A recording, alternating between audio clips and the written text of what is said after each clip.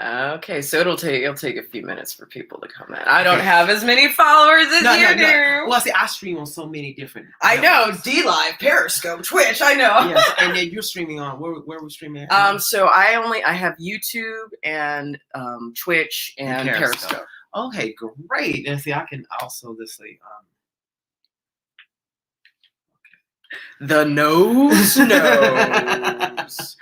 All right, so I mean, some of y'all have come through my channel, through his channel, okay, or through our mutual friend, Verstine Henry.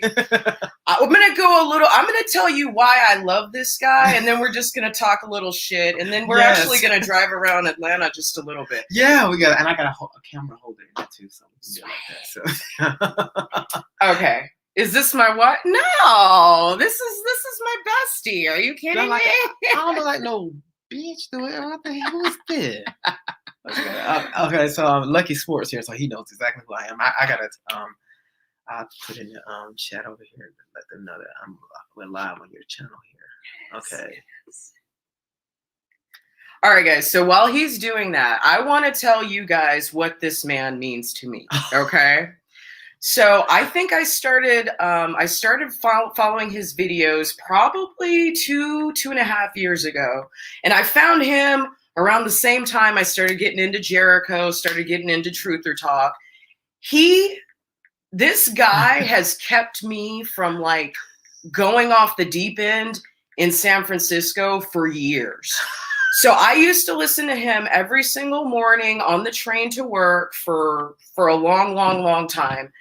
And the nose knows. The guy he's brutally honest in exactly the way that we need the world to be brutally honest. And yeah, she's in Atlanta. He's funny as shit. Yes, I'm in ATL. She's in Atlanta, so I came to see her. I was thinking we should wear our Trump hats and go to Magic City. We go red pill some strippers. Are the strip clubs open? And when I came into her hotel, it's like they have this on the door. They said you must wear a mask coming in. I came in, I had this hat on, and I walked in like this. I was walking like that. I wanted him to. I was ready for him to tell me to put on a mask. I said, "Fuck you! I ain't putting on no mask. What you gonna do?" Okay, anyway, but it didn't go. This is Georgia, and they know not to do that here. So. Yes, it's horrible though. They know not to do that. It's horrible. They're telling you that to wear it in the hotel? Man, they check your temperature with there's like a camera, and you have to stand in front of the camera where you put your wrist up, and they check your temperature walking in. It's ridiculous. It's never been like that at the casinos. Wow. And see, they have that. They have the someone say Humpty. Yeah, I'm the broke down Humpty Hump. That's what they say. Do the Humpty Hump. Actually, did you know somebody actually thought I was him? I believe they started following me, and someone called me on the phone and said, "You know, I've always loved your music." I said, "Oh yeah." I said, "Oh yeah." I said, "Yeah." I'm like, "Wow, I'm not him," but I take it as a compliment. I guess people say, you know. Well, he's super tall. He's super tall, and crazy story. Humpty Hump, Shock G, Greg actually came to my birthday party probably like 10 years ago. Complete accident. I had a little storefront in downtown LA, and I had my birthday party on the sidewalk. And his girlfriend happened to be vegan. She happened to look me up on Yelp. She happened to drive by that night. They wanted something to eat. I happened to be open that night because I was having my birthday party. And so that is the story of how Shock G came to my birthday party. But I have the better. I like this version better. Yes. I like this version better. This guy has literally kept me sane because when you're alone, especially living in California, when you're alone all the time and you don't have any friends that are conservative and everybody around you, everything around you, every policy, every advertisement that's on the fucking BART train, everything is gay, Black Lives Matter, gay, Black Lives Matter, gay, Black Lives Matter. It's horrible. So for many years, like I felt so isolated. It was you, it was Verstine, it was Jericho. I needed you guys to keep me sane for all this time. And then I busted out on my own, you know, with the help of, you know, you and Jericho and Verstine, and you guys really. You was on Instagram, and then next thing I was on Instagram. I was on Instagram. I got kicked off, but what I appreciate about you is that when you saw my story about what I had gone through dealing with the breweries and the beer, that's what and you put me on your show, it meant the world to me. Oh, I thought it was just. I mean, I just thought. I said, well, I didn't know. See, you opened my eyes to something that I didn't know. I said, how the hell do you inject race into fucking beer? I was like, how the fuck they do that shit? And then I'm sitting here looking at this. I'm going like, oh my God, they have ruined everything that this woman loves with this bullshit. And I was sitting here going like, oh, and at first I didn't know. I was like, is this real? Could this really be going on? And then you sent me something from Washington State. They doing it up there with the breweries. The breweries are having these like things where they're talking about breweries that are of people of color. I'm going like, how do you bring race into this? But that's part of the divide and conquer thing. They're using race to keep us divided, to make us all sick. We're right now at this point. I think everyone's sick of race. We all sick of the black shit. I know I'm sick of it. And we're all sick of the black shit. Sick of the Muslim shit. And sick of all that bullshit. We sick of the old illegal alien shit. We got having to feel sorry for all these foreigners and all these people that's breaking in our country. I don't give a damn about that bullshit. Correct? Yes. Okay. Exactly. Yeah. So, we're all sick of that shit. At this point, I think we are sick of it. So, but they're using it to make us sick of it. They make everybody, to keep us divided, to make one side. They know white people in this country don't. The majority of white people in the country do not hate black people or hate minorities or anything. The majority of white people don't even see color. They don't. They have made black people see color in everything. It's called a brainwashing, and until you let it go and you drop the color thing and just see people, number one, you're freer. You're a much freer person when you do that. When you start seeing people and don't allow color to come into play unless someone brings it up, but then you have to basically shoot that down. It's not your color. It's not color. It's never been that. This country, this country is not divided on race. We don't have racial issues. That's a media induced psyop that they're trying to put on everyone to make us think that. I had to go off in my own family with that shit. I had went home and I had to tell my dad, and I had to bring him into reality, because I think one of the things, what it is with people, especially those that watch TV, the TV, the live vision that's why I call it television. Tell a lie and create a vision for you. I told my dad, I said, it was something, this big old argument started in the house about bullying at school. And my mom said one of her friends or something it was a black kid being bullied by some white kids or something. And I looked and I said, oh, well, that's a first. I said, that's very rare. And then she said, what? I said, that's very rare. I said, when do white kids be bullying black kids? I said, the majority of the people causing the hell in school are black. I said, and blacks bully blacks. I said, constantly. I said, look at how when we first moved down south, who gave us hell? Who gave me and my sister hell? My sister, we used to run home from school because they were trying to pull her hair out. She had her hair textures just like yours. They want to pull her hair out. Black bitches always, they've wanted to fight me my whole life. Exactly. I said, it wasn't until my sister started kicking ass, and she had to realize that, until she when she started kicking ass, all she had to do was kick a few ass. And my sister, when she started kicking ass, she beat them down, and then she was the baddest bitch in the city. They never tried her. No. After she did that, but it was black kids so I had brought that up, and my mom tried to be brand new about it, and I said, okay, let me go ahead and lower a big boom here, since she looked at me like I was lying when I said, well, that's rare. It's always black kids that causing the problems in the school. And then she looked at me like I had said something just foreign. And I said, well, if you don't believe me, ask your husband. Ask my dad, who was a substitute teacher last year. And I just asked him at the hospital, when my sister was in the hospital, I asked him, was he going to sub this year? He said, hell no. And my daddy don't cuss. He said, no, I'm not doing that. He said, because I did that 2 days last year. I said, that was enough, wasn't it? One in the middle school and one in the high school. And he said, that was it. He said, those kids are horrible. And the worst of the kids are the black ones. He said, the black ones. He said, the black kids are the worst. And he said, and the worst of that are the girls. They are. He said it was the girls. And I said it to my mom. I said, and if that's a lie, He told it. And I pointed to him just like that. My daddy sat there like that because my daddy's a deacon at the church. He don't lie. So she went, and then she turned and went upstairs. I said, yeah, go on upstairs and let this rest on you. Because you see, when you put that truth on her, she had to go upstairs and leave the room. Leave the room now.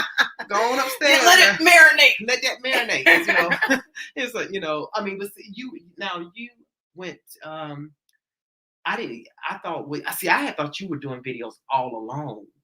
No, I had only been doing videos for maybe a month prior to that because I did not start speaking out until George Floyd. So what had happened was, yes, I thought you was doing it way before that. No, I was. You were so good at it. Well, you know, the podcast. I had my beer podcast and doing all the reviews, so that's where I learned how to speak. Was through that because I'd had my podcast for 2 years. But it was George Floyd's, and I think I told you a little bit of the story, but Santino Rice, the judge of Drag Race, and also he was. Is it hot in here? I'm going to turn on the AC real quick. Okay. Okay. I think it's right here. I don't know. Maybe no. I know it's it's on this wall. Oh, they're working on it. Oh, that's right. That's right. So it blows out of that unit, but then you got to put it here. Yeah. But so anyway, so when Santino, so in LA, Santino's windows, everything got busted up, right? Uh-huh. And it pissed me the fuck off. And I actually confronted, at least through Instagram, I confronted a lot of the drag queens, and I sent RuPaul a hella messages. I was like, do you know? Yeah. Do you guys know what Black Lives Matter did to Santino? And I sent it to all the drag queens from seasons 1 through fucking 12. None of them responded to me, but they kept pushing the Black Lives bullshit. They kept pushing it and pushing it and pushing it and pushing it and pushing it on every single one of their fucking pages. And yet nobody would stand up for Santino. And it broke my heart. Mm-hmm. Okay? They destroyed one of his businesses? Yeah. Wow. He has a cafe, so he doesn't do fashion anymore. So he has a cafe in downtown LA, which also happens to be the same building that my father lives in. I've known Santino for 10 years. So you know how it's there's storefronts on the bottom and apartments on the top. That's the type of building it is. So, you know, that was one of the big things, and it pissed me the fuck off. And then the breweries followed suit with all the black squares and Black Lives Matter bullshit. And I could not believe it because let me tell you guys something. Blacks don't pay $9 for a pint of no oatmeal stout porters, okay? Niggas don't pay $12 for no IPA, okay? So I never understood why is this even being brought up? Why is this even A, why is it being brought up? But B, why is every brewery now catering to a demographic that doesn't buy their product? Exactly. Because it's part of the communist takeover of the, you know, when you try to inject communism in a country, you have to divide racially. That's part of this. That's why this whole Black Lives Matter season is still ain't ended. They have to keep us on this divide. And where do you divide people amongst national ethnicity? It's easier to do. That's how they do it, and all that. That's how you bring in communism. So you have in people like us who speak and say, "Wait a damn minute now," you know, like you said, black folks don't come in here. What is this about?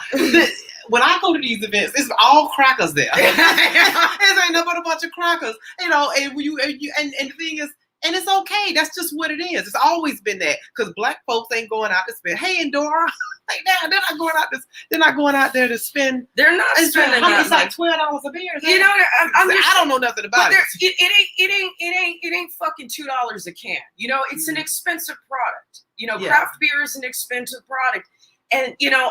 I've been in the industry and I see what the blacks in the black craft beer culture are doing.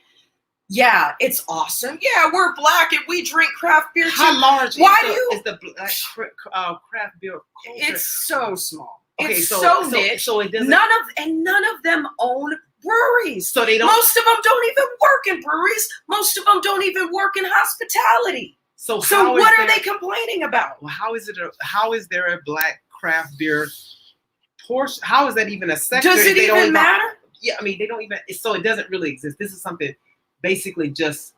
Okay, listen, Axe, you know this. You know how the shines are.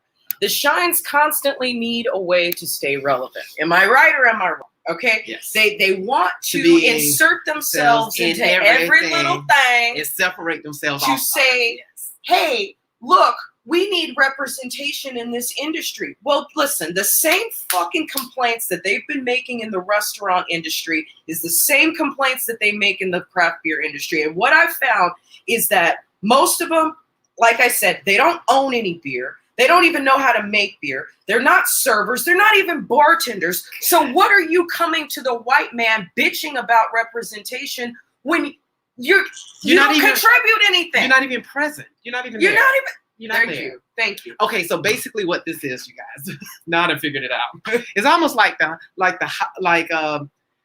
let's take it and put this in perspective. It's like Bubba Wallace. Bubba Wallace. Yeah. It's like that Bubba Wallace bullshit. You know, Bubba Wallace coming out here talking about Black Lives Matter in a sport where don't know black people even go watch the bullshit. Number two, didn't nobody probably even know there was any black people racing over there. And he's a sorry racer. He don't even win. So they used him to come out here. Then you got all the crackers that fall in behind it. They feel like they have to do it.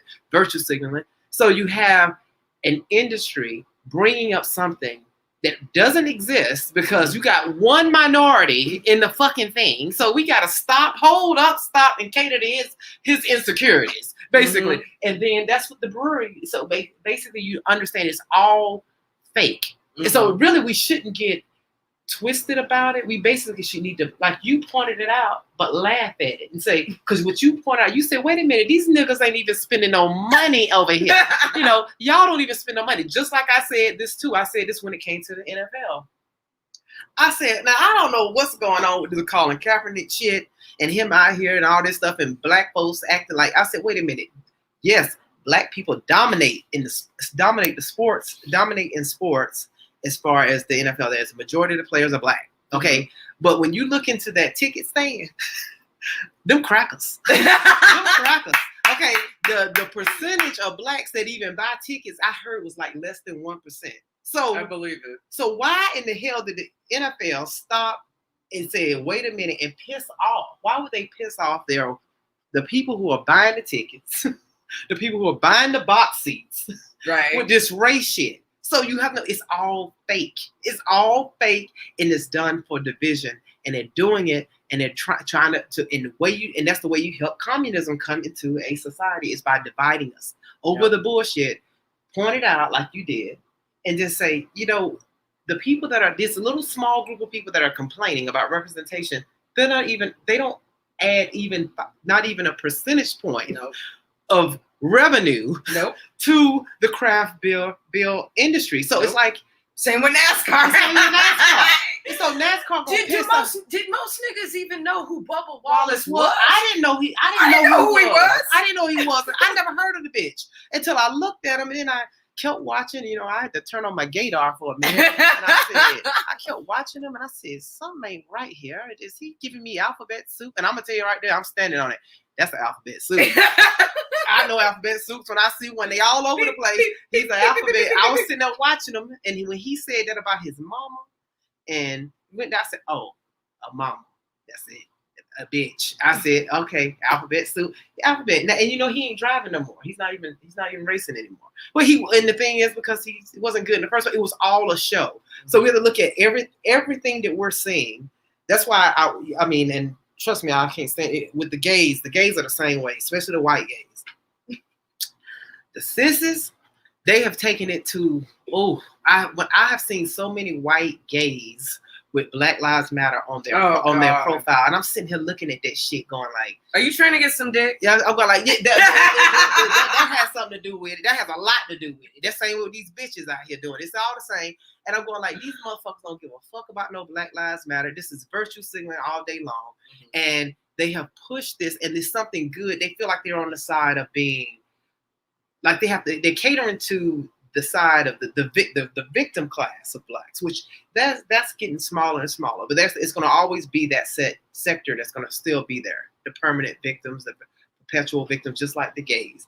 They've got perpetual victim gays. That's just the way it is, and you're gonna see them. But I think once if we call it out, laugh at them, because I like laughing at them. I'm like, you know, it's fake. That you're being fake. You don't care nothing about no Black Lives Matter. You're virtue signaling.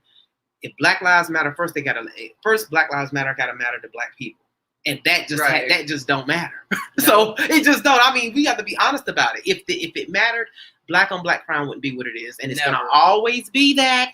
I mean, I done got to the point where there's no need to even try to talk about it to change it, because of the fact that until there is a cultural, spiritual awakening within themselves to go to righteousness, to go to righteousness.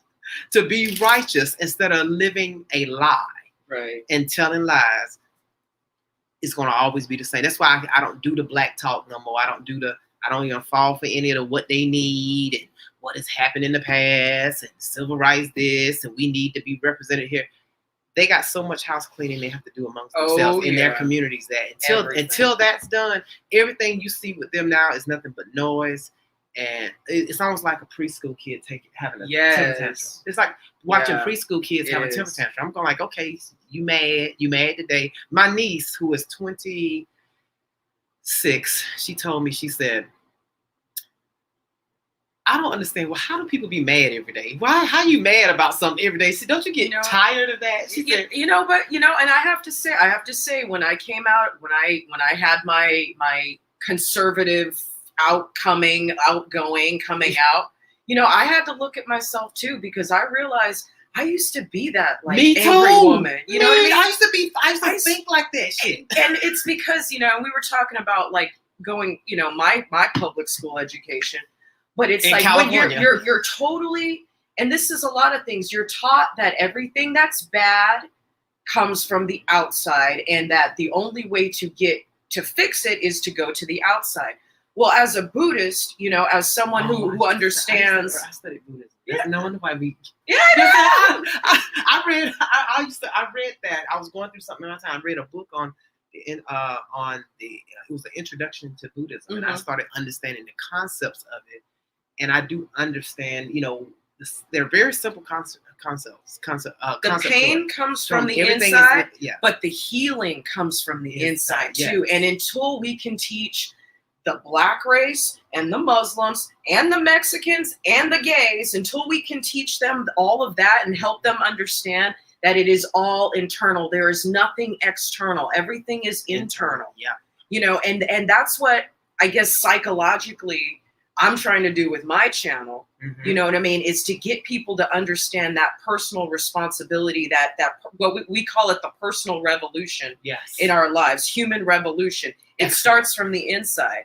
There's a reason Gandhi said, be the change you want to see in the world. Well, that doesn't just mean fucking hashtags and shit. That means examine what happened to you when you were a little kid that makes you so mad. Why do you not have better coping mechanisms to deal with shit as an adult?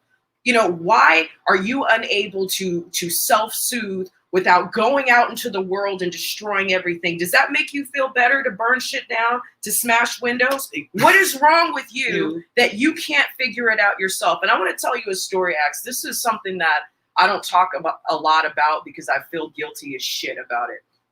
Probably about 5 or 6 years ago, back when I saw everything as male and female and I saw everything as black and white, I was in the bank one time, and this old white lady I was in the middle filling out the deposit slip. She had walked around me and gone in front of me. And in my fucking stupid, limited, immature mind, I thought to myself, what most women of color would think. It's called shine thoughts. Shine thoughts. Shine thoughts. Shine thoughts. I was having shine thoughts. I mean, I had shine thought. Everything she said, I know exactly what you did because you thought. She's not gonna walk in front of me today. Ain't nobody gonna, and I'll be honest, I was having a fucking bad day. I think I was mad at my boss. I quit my job like the next week or so. And you looked at that situation, Rachel. You looked at it as a racial incident. I did. Exactly. Okay, so here's what happened. The lady, I just started bitching at her. I just started grumbling and I started getting loud. And then she stops me and she said, my husband committed suicide yesterday. And when she said that to me, my heart just sank to the bottom of my fucking stomach. Wow. And I vowed from that day forward, I would never, ever, ever have those kind of thoughts. I would never judge anybody, ever. Because you never know what Because you somebody don't know. Because you Yep. think you know. You think everything's a racial attack. You think Mhm. everything's because you're gay. You don't know what the fuck is going on. And I felt so convicted about, and I wish to this day I could apologize to that woman. I wish that a miracle would happen and I would be able to run into her again. It'll never happen. I did apologize while I was in the bank, and I actually ended up giving her a hug. But I went away feeling like such shit about myself. And I'm like, what, 32, 34 years old, thinking this way and acting this way?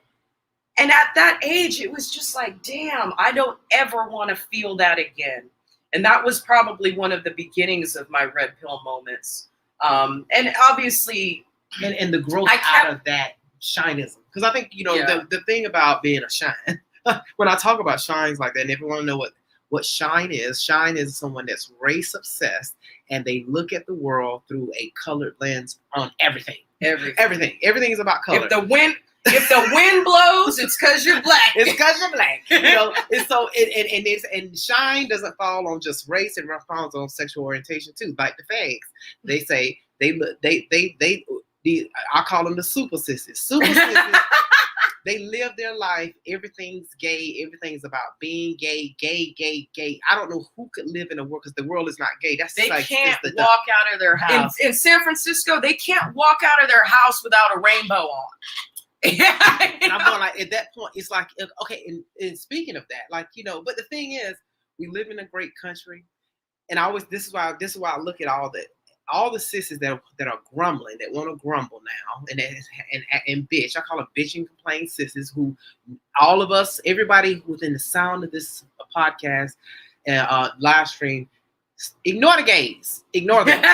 I'm telling you, just ignore them. Fuck them. Don't nobody give a damn about you coming out. Nobody give a damn about your living pronouns. You living your truth, and all them old MK Ultra sayings they got going on. Just like nobody cares. Just be glad you live in a country where you can do this. Right. I go to the spa. I go to a spa. It's a unisex sauna. I go, and I said, 15 years ago, this queen would not be able to walk through this. This queen, there was a black queen walking through the laundry, on the men's side, because we're all nude over there. Mm-hmm. The queen had her hair wrapped, her braids wrapped in some kind of quap up here, and she had her around her waist was some kind of necklace hanging down. The belly beads. The belly beads, and I don't know what it is, but she was naked walking through there, the biggest queen, and nobody said a word. Nobody said nothing. She wasn't picked on. Didn't nobody point, laugh, or nothing. She could still, And then we had another one in there. It was another one.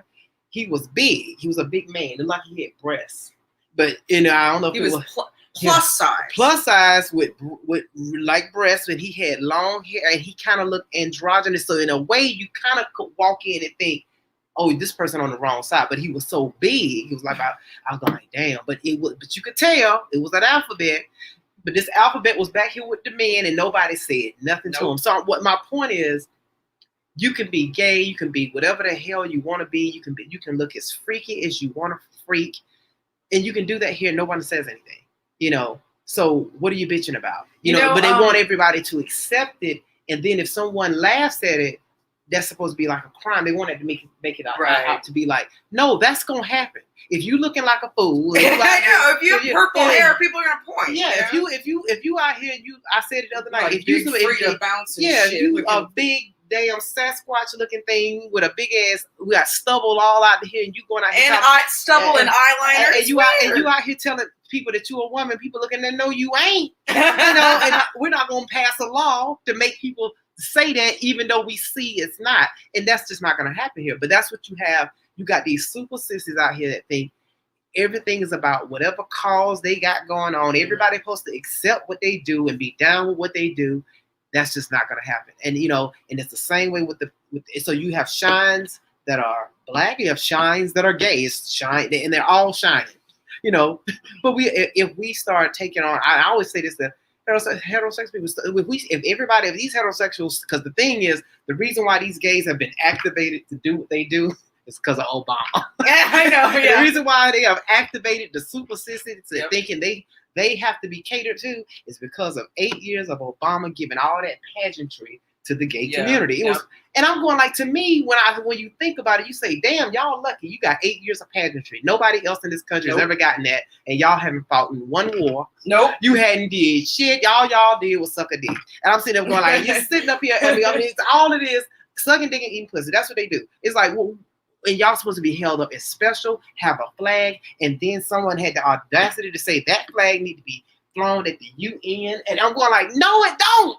Oh yeah, and then there's a blue and there's like this blue and pink flag now for the trannies, so they got their they got a flag. They got their own flag now.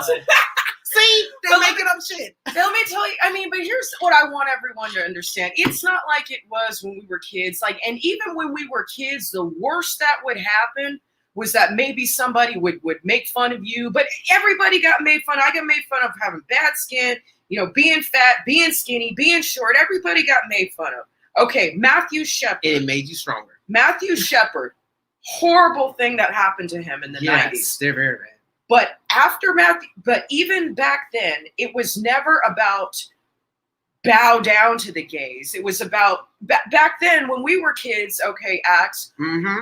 The only thing the gays were asking for is they wanted the benefits. Okay, for the domestic partnership, and they didn't want to get killed. But they weren't asking the rest of America to bow down and kiss their ass. And Sister Goddess said something very poignant. Mm-hmm. She says, let's be honest here. Everybody has a gay uncle. Everybody had a gay choir director. So it's not like we have never been around gay people. Yes. Okay, so let's stop perpetuating this lie that everyone hates the gays. Nobody hates the gays. We work alongside. We've had gay teachers. We've had gay substitutes. We've had, we have gay servers, gay cafe owners.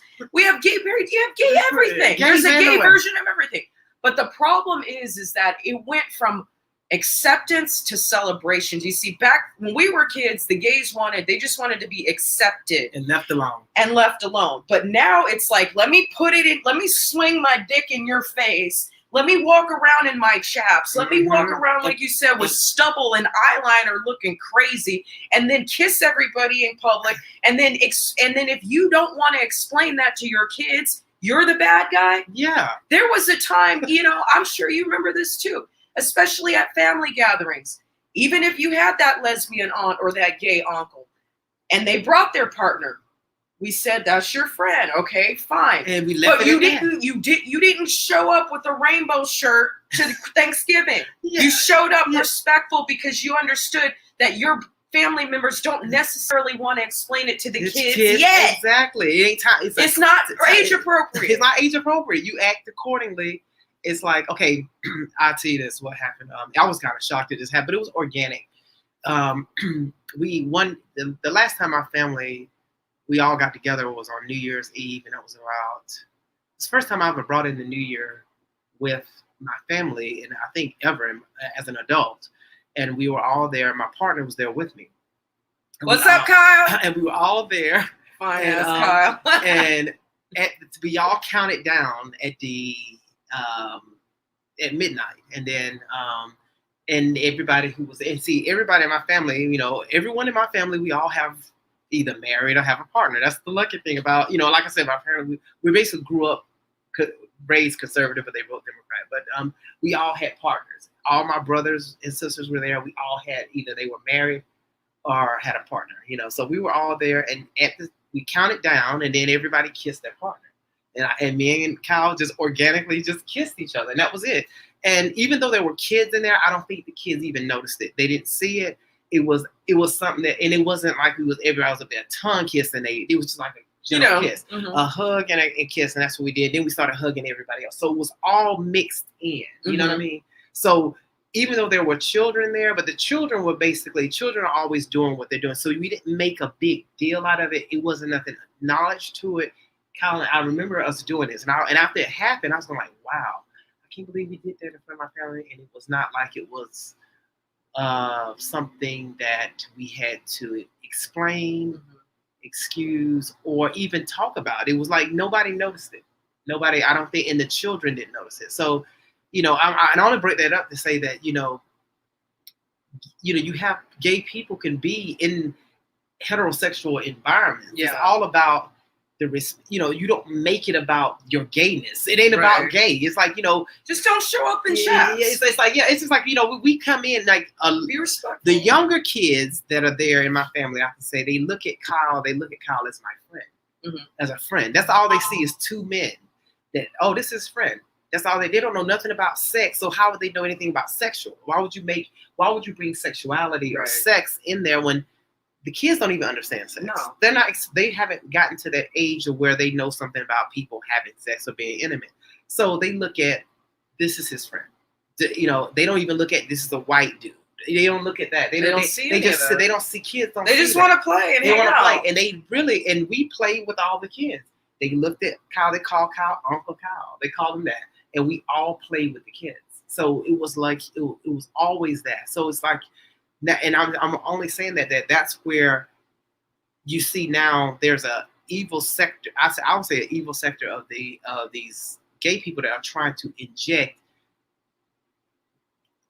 homosexuality in children, and everything, and putting it in cartoons. You don't have to explain that. That's something for the family. If that child comes in contact with that type of person and that lifestyle, if it's in their family, that's up to the parent on how they explain that. Exactly. It's not for the public. It's not for television. It's not for the government or anything to come in and explain any of that shit to children. It's not their right to do so at all. And what Cheryl said, they're teaching children at such division at such a young age. Absolutely. Young age is sad. Let children enjoy being little and innocent. Absolutely. You're absolutely right, because children don't see, children don't know nothing about any, they don't know anything about this. They're not supposed to know anything about it. Then again, this is something that young Pharaoh says all the time. He says, the elitist New World agenda in this country and in the world is to erase every line of what is appropriate. It's not, because see, once we erase the consent, it's all free fall after that. They really do want to turn this into ancient Greece or ancient Rome, where there was no age of consent, and where it was expected. And I don't know if you've ever have you read the document by Michael Swift called From Gay Community News, where he talks, it's supposedly, let me bring it up. It's supposedly,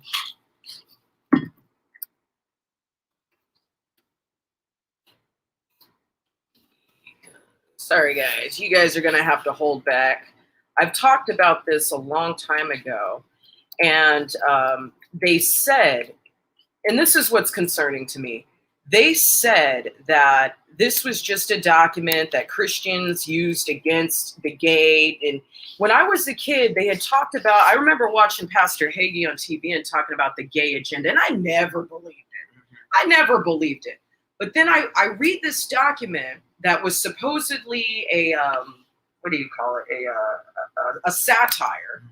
But then I'm looking over the past 20 years and I'm seeing how much of this satire has actually come true. So let me just read you like a quick portion of it. Okay.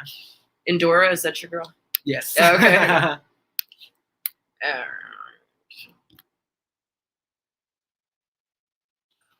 That's a rebuttal.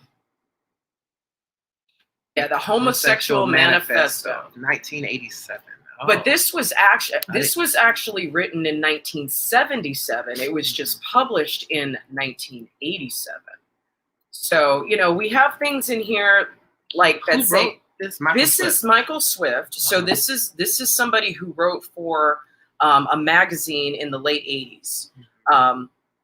And I think that he might have been kind of one of those NAMBLA people. And you guys know what NAMBLA means, like man love. Well, see, I was going to weird get to exactly what this is when you start talking about this gay agenda, because the gay agenda is something that's not being pushed for gay people being used and then used for this, and then those gay people are some of them aren't being used, some of them are just straight up pedophiles. So this whole gay agenda don't have anything to do with gay people. It has to do with sexualizing children. Absolutely. For pedophiles. Right. It's the pedophiles using the gay community. Exactly. And the gay community, for some reason, protects them. They don't see it. They haven't. I think they have not recognized what's really happening here. And that's why I always have to correct. I correct, like, I had to correct. I said it on his channel. I don't know if he's seen it before, because what's his name? Officer Tatum, he's when he talks about gays a lot, and when I see straight men doing that and talking about this gay agenda, and I would say, well, we need to first, you need to understand that gay people don't even have enough power to push an agenda. That's being done by heterosexual pedophiles.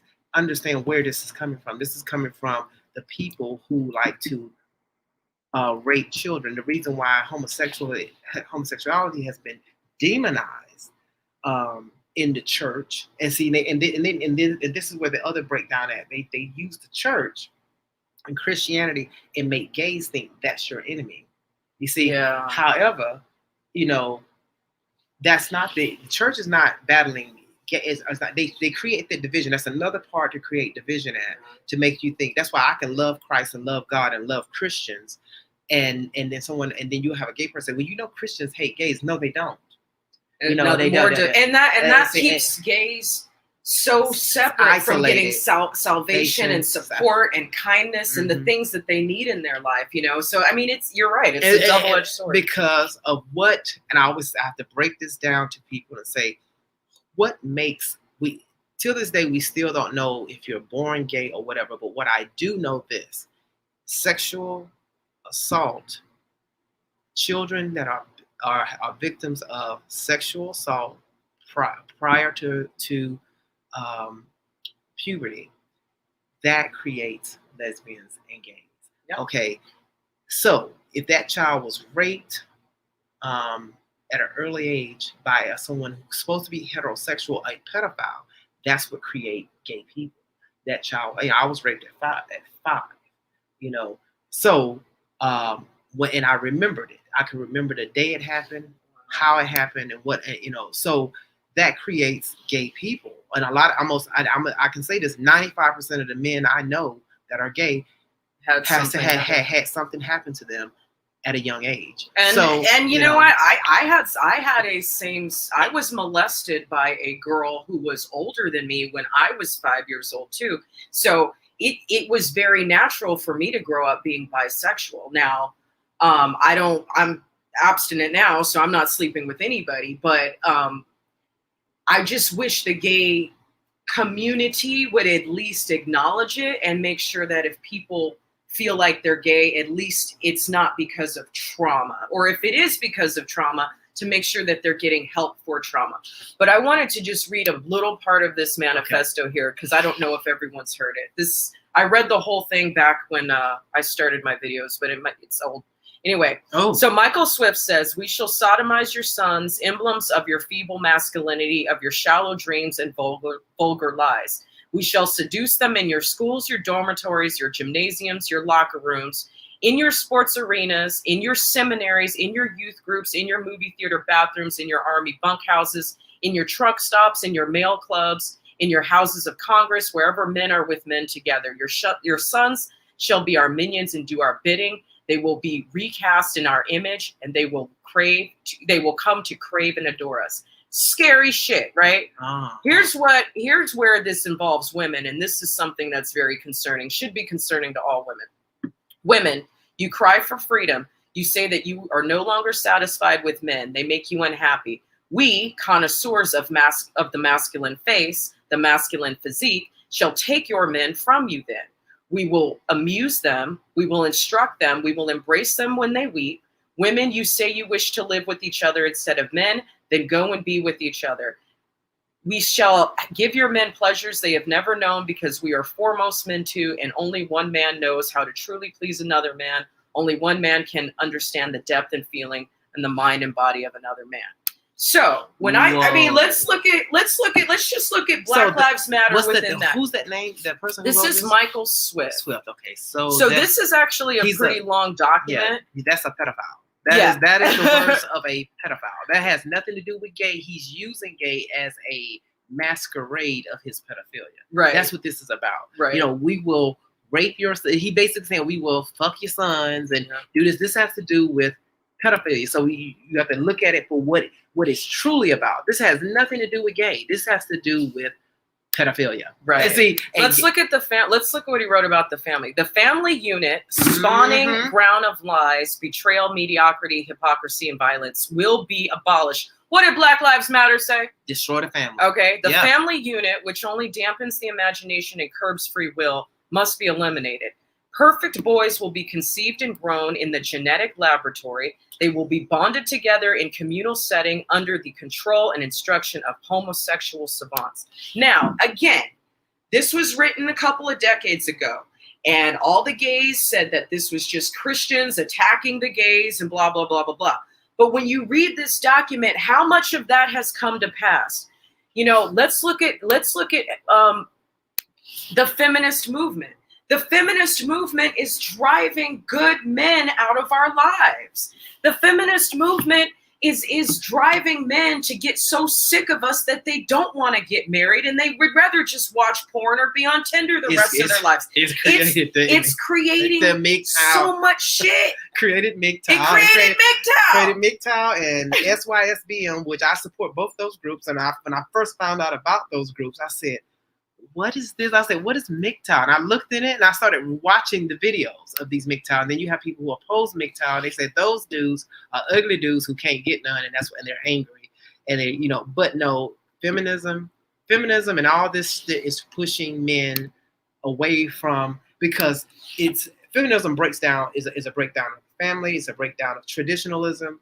It's a breakdown of how traditional relationships. That's why feminists are angry, because their mentality, no man is going to be with a feminist unless he's a beta male simp or just desperate for pussy. That's it. That's going to even tolerate a feminist, today's feminism. I'm not going to say, I think at one point I can say when probably feminism may have first started, it had a good concept because it was forgetting the white, the cracker housewives out the house who wanted to work. They got tired of just being at home catering to a man. So that's what that was about. And then Gloria Steinem say, okay, well, let's bring in the black women who they were already out the house. They were working, but brought them in it and made them and fucked them up even worse. Feminism is the worst thing that ever happened to black women. Any black woman that embraces that mentality, you're going to be pretty much by yourself. Yeah.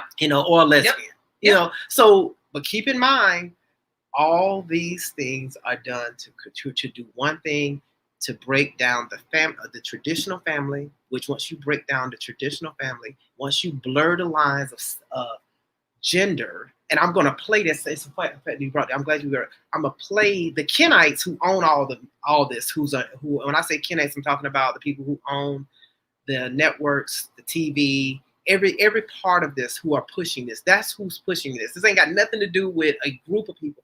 They're pushing this. They want to tear down a society. You tear down the family, and that's what they're doing. Make the men not want to be men, and make the women defenseless, and the children are defenseless against attack. And have them all grown up confused. Make the men soft. The women, they call them men. Anyone that speaks up like a man, toxic masculinity. That's made up words. To tell men to be submissive, right, as opposed to letting a man be a man and lead. So this is all to break down society and to tear down this country. Strong families build strong nations. That's right. Period. The Kenites wrote it in a different world. I'm gonna play it tomorrow morning on the morning show, where Jasmine Guy comes out and she talks about blurring the lines. They wrote it in the script. I couldn't believe it in 1990. Jasmine Guy from a different. Yeah, me and Kyle. That one. Yeah, we was Cree Summer. Yeah, no, Jasmine Guy, the one who she has lupus now. The one who played Oh, she was right. Yeah, that's the one. Okay. That's who I had my crush on. Jasmine Guy, her, who played. She was fun. Well, she was the best. You know, she was the best character on the show. But she wanted it. I couldn't believe they wrote it in the script. This was in the 90s. They said when you start to blur the lines of genders is the breakdown of society. They wrote that in the script. So I'm going to show you that these motherfuckers know what they're doing here. Mhm. So I'm sure they wrote it in the script. The Kenites the Kenites dumb. They're very dumb. They're stupid. And once I realized who they are and why they do what they do and they're in charge of things, once we know and recognize who the Kenites are and they own the networks, they own the movie theaters, the movie companies, they own all of the music industry. And people say, well, them the Jews. Yeah, the fake Jews. That's what I'm talking about. Fake Jews, Kenites, son of Satan. They are the son of Satan. They worship Satan. That's who they are. Once you identify that and know what you're dealing with, you can handle all this that's going on in the matrix. Say, okay, that's who we're fighting. Yeah. We're not fighting the globalists. The people who are doing this are Kenites. Those are the same people. And listen, guys, there's no division. I want to just bring the receipts here. I want you guys to look at a website called edge.org. Edge.org. Okay. Just look at the last names on that list. These are the psychologists, the entertainers, the politicians, basically all of the movers and shakers who study the human mind and who put out information. Okay. Bill Gates and Marina Abramovic are on that website. All the puppets. And then I want you to go through all of the contributors, and I want you to look at the last names. And I'm not being racist. Axe is not being racist. This is a very hard pill to swallow. Look at any reality show that you see. Look at any television show that you see. Just watch the credits and look at the last names. And that's all I'm going to say. I'm not being anti-Semitic. This is not about that. The everyday Jew walking down the street is not your enemy. That's not what we're saying. They're good Jews and bad Jews. Let's just keep going down the rabbit hole. Mm-hmm. And when you keep going down the rabbit hole, as I have, as Axe has, you just start to notice a lot of certain last names. A lot of Witzes, a lot of Bitzes, a lot of Steins, a lot of Birds. Exactly. How do I say that? A lot of Birds. We said at the same time, see how in tune we are? It's like what and I didn't want to believe it, but then I started paying attention. So I mean, it is what it is. Now there are some people here who don't even know who the hell. Well, which is cool. He said he don't know he didn't know. He said my channel. I have several. If you go to my website axetruth.com, they'll let you know where all of them. I'm Axe Truth. That's kind of like the root. That's why I send people to even my website. Like just go to the website and then you can get all the links from there. Yeah. Instead of trying to list every single link that you're on. I mean, but my current channel that I'm operating on is Still the Truth. It's STILL. You're typing right there. Okay. And then they can see it in the comments. Still the Truth. Axe Truth was my main channel. YouTube took it down. I'm the most chased around shadow banned person on the internet because we talk about stuff. Okay. So this is the YouTube handle. Still the Truth is the new YouTube handle. Okay, guys? But then your handles you never got kicked off of DLive or no, they leave you alone. Yeah, right? on DLive. It was pretty just much, YouTube that fucks with you the most. YouTube and Periscope. See, Periscope they just deleted my 4th Periscope account. I mean, they said, and it's because of just what we just not talking. When you start talking Kenite and pinpointing who really is behind all this shit, who the real enemy is. Nah, they don't want that. They want our enemy is supposed to be Democrat, liberal, female, male, gay, straight. They want black, white. They want that shit. No, it ain't that. No, they're not. None of them groups are doing. They divide us by groups, have us fighting over nonsense bullshit. Why they trying to sexualize the children? Why they kidnapping the children? 800,000 kids go missing every year. Nobody bats an eye. Nobody say nothing. But they want to track us for a cold. But you ain't gonna track the people that's kidnapping the kids. What? You have to sit and go, wait a goddamn minute here. What's going on? You want to track me behind a fake virus?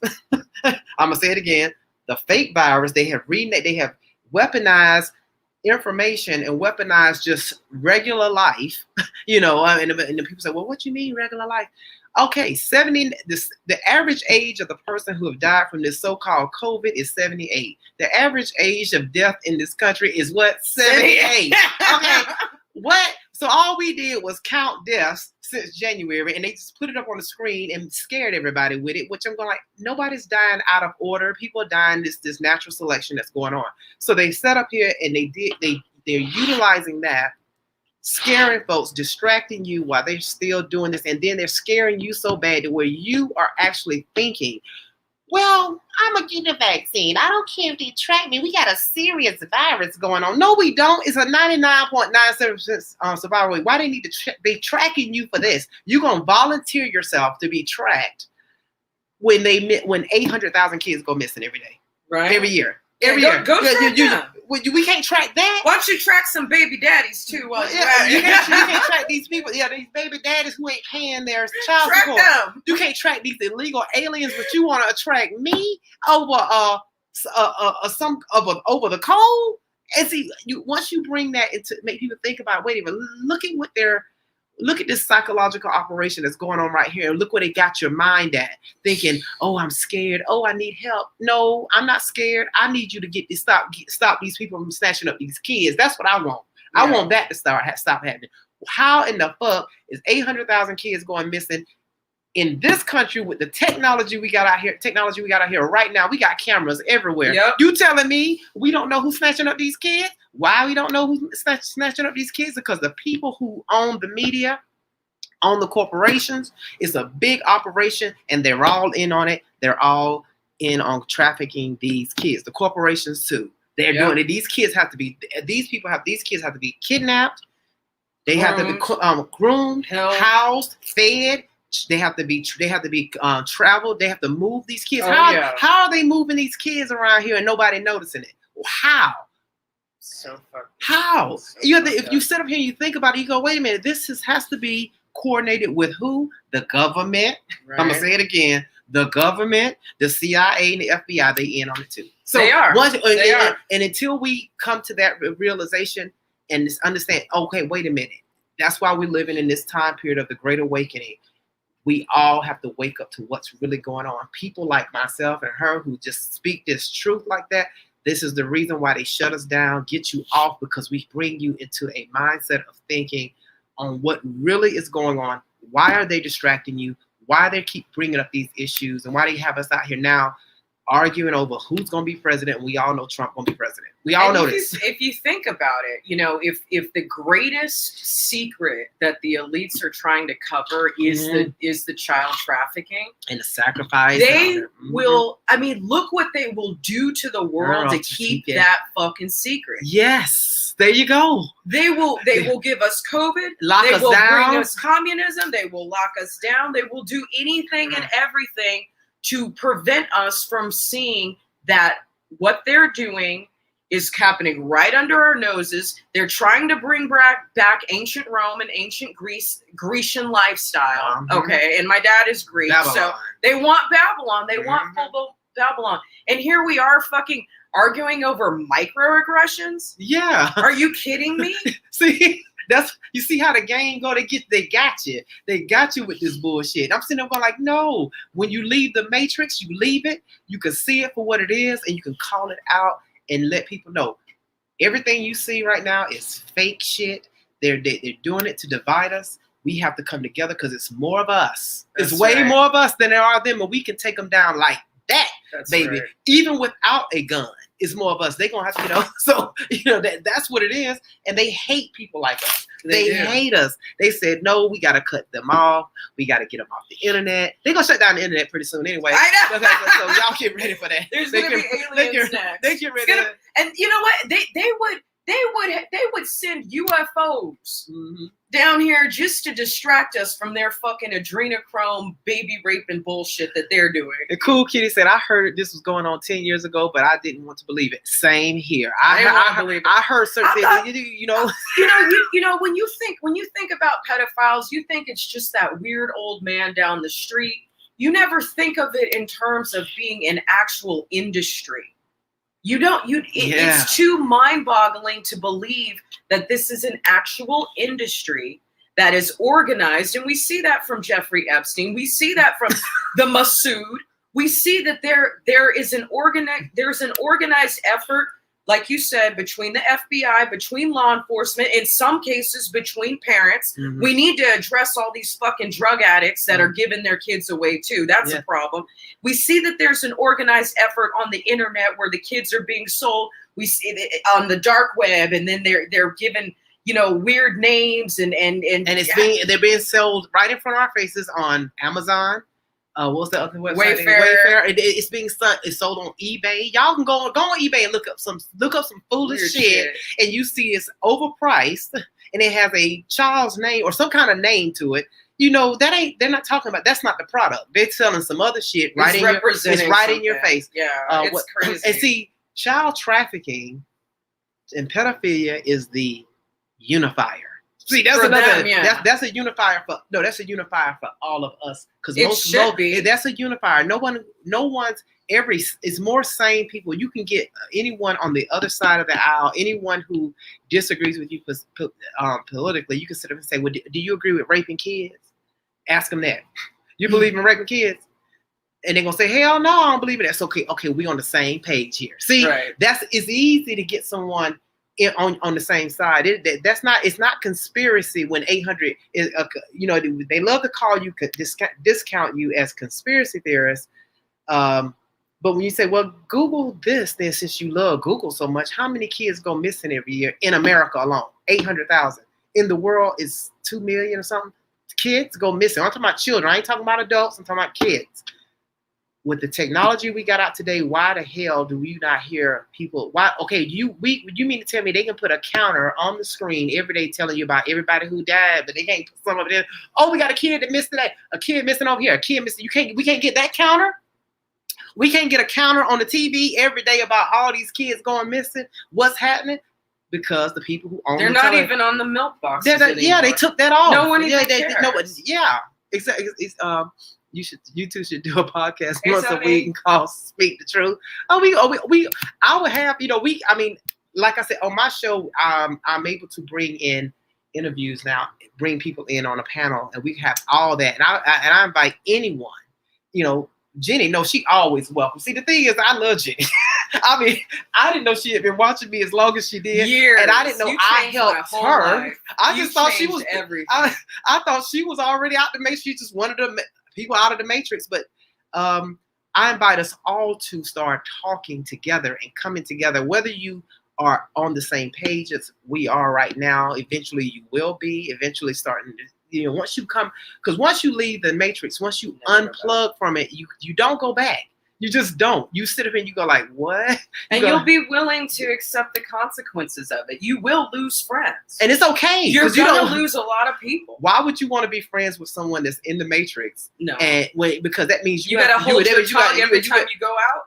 You have to pretend to be in the matrix with them. And no, this ain't real. I'm not doing that. So no, I choose not to.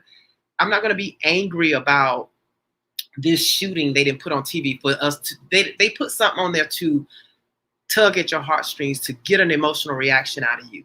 I'm not going to give you that emotional reaction because I know what you're doing. That's what they're doing here. They put the media is there to drive emotion, reaction, and division. If you don't give them that reaction or have that emotion, they hate people like that. It's the same thing. It's like when the George Floyd thing came out.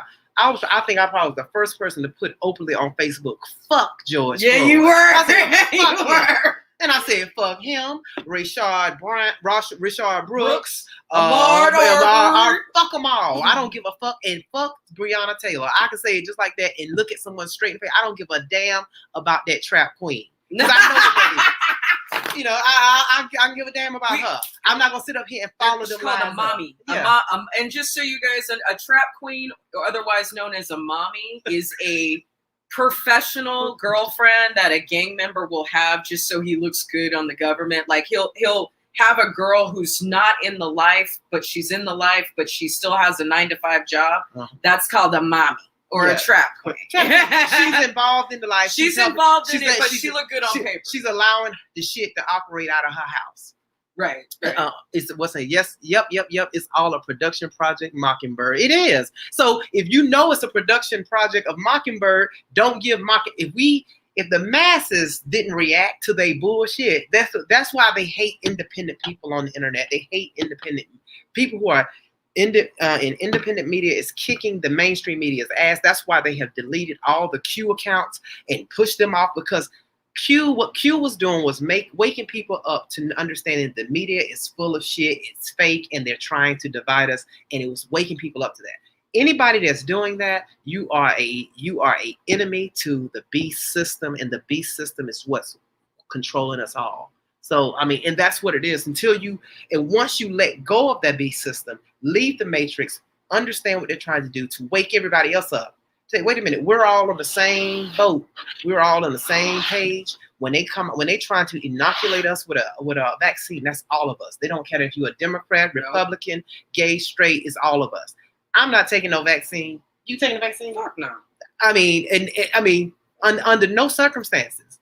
I have a gun right here, and before I take a vaccine, the person who's trying to give it, you gonna get a bullet first. Right. That's just how that's gonna go. If you even come stepping on my property with a needle talking about it's your turn. No, it ain't, bitch. It's your turn today, baby, because this not gonna end well. No. I feel threatened. I live in a stand your ground state. Yeah. The law covers me. If you come towards me with a needle, I have the authority to pull out my gun and protect myself and shoot your ass. Yep.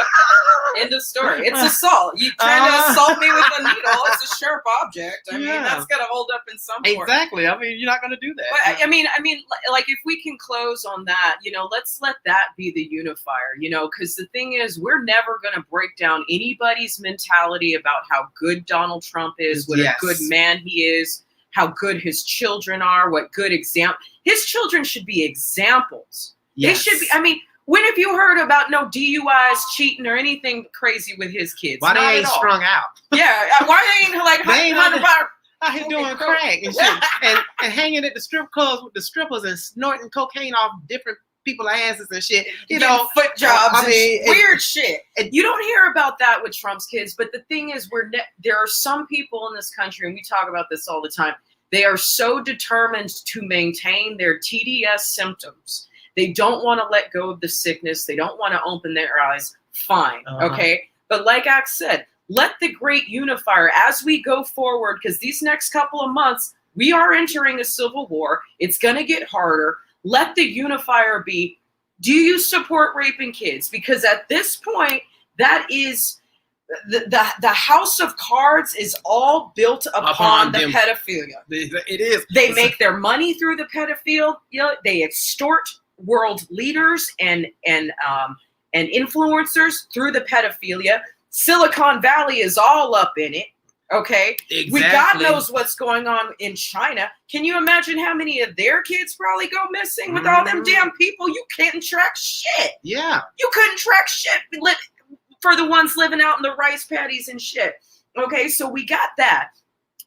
The entire house of cards, it's built on the extortion based on the pedophilia. Yeah. Okay. So if we can just make what I call our enemy Americans, because they're not my fellow Americans, they're my fucking enemy Americans. And that's a harsh reality we all need to accept right now. Okay. We've got to appeal to their good nature, and we've got to appeal to their heart, and we've got to make them understand. That they are deceived. They're being deceived. Make them understand the gay agenda, which I just read to you, parts of it, excerpts of it. And let's, read them that and ask them how many of these 9 or 10 paragraphs in this document, how many of them have already come to pass? Talking about the demoralization of America and the acceptance of pedophilia, even the idea that it's okay to have sex health studies at like elementary school without the consent of the parent. Make them understand that there's a bigger issue going on. Yes. And if that can be the great unifier, let's make that the great unifier going forward, because it's not going to get easier, ladies and gentlemen. It wasn't said what's right is wrong, what's up is down. we have to get a stand up for the right side and our children together. Good versus evil. Basically. And that's what it boils down to. Either you're on the side of righteousness or you're on the side of evil. And that's a very easy thing to decipher. And you ask someone, even someone who disagrees with you on Trump or everything, we say, well, hell, okay, I understand you hate the orange fat white supremacists, but are you okay with raping kids? Are you okay with with 800 kids going missing and nobody knows and nobody says nothing about it? That's 800,000 kids every year, but we're sitting up here crying and worried about 250 people who have died from this so-called COVID shit that they put up here they've been showing you every day. You know, and the average age of that is 78, and those people had multiple comorbidities, and we're sitting up here worried about that. If they don't see the psyop in that to get you, oh, pay attention to this bullshit. But yet we got this bullshit that's been going on and it's steady going on now. And you sit up here and say, well, how could it happen? How could it happen? It's a coordinated effort that it has to be done through media, television, social media, corporations, everything. They all are involved in it. And Trump have come in, disrupted all that, exposing it to take the system down. And right now what we're dealing with this election,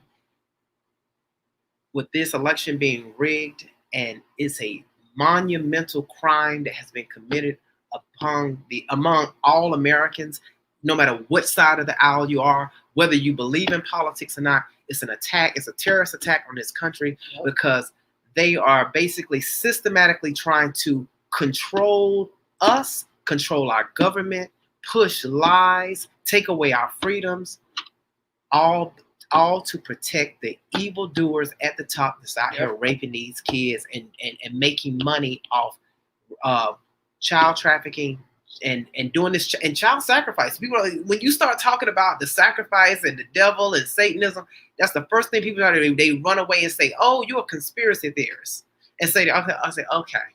You know, when I hear that, I'm going like, "Okay, well, what you think they're doing with these 800,000 kids? You think?" And check this out. This is, you know, I'm going way too deep with this or whatever. But, you know, I remember when I was a kid, there was a pastor named John Ankerberg. I don't know if you guys remember him. He wasn't one of the TBN pastors. He had his own ministry. I'm not sure if he's still alive or not.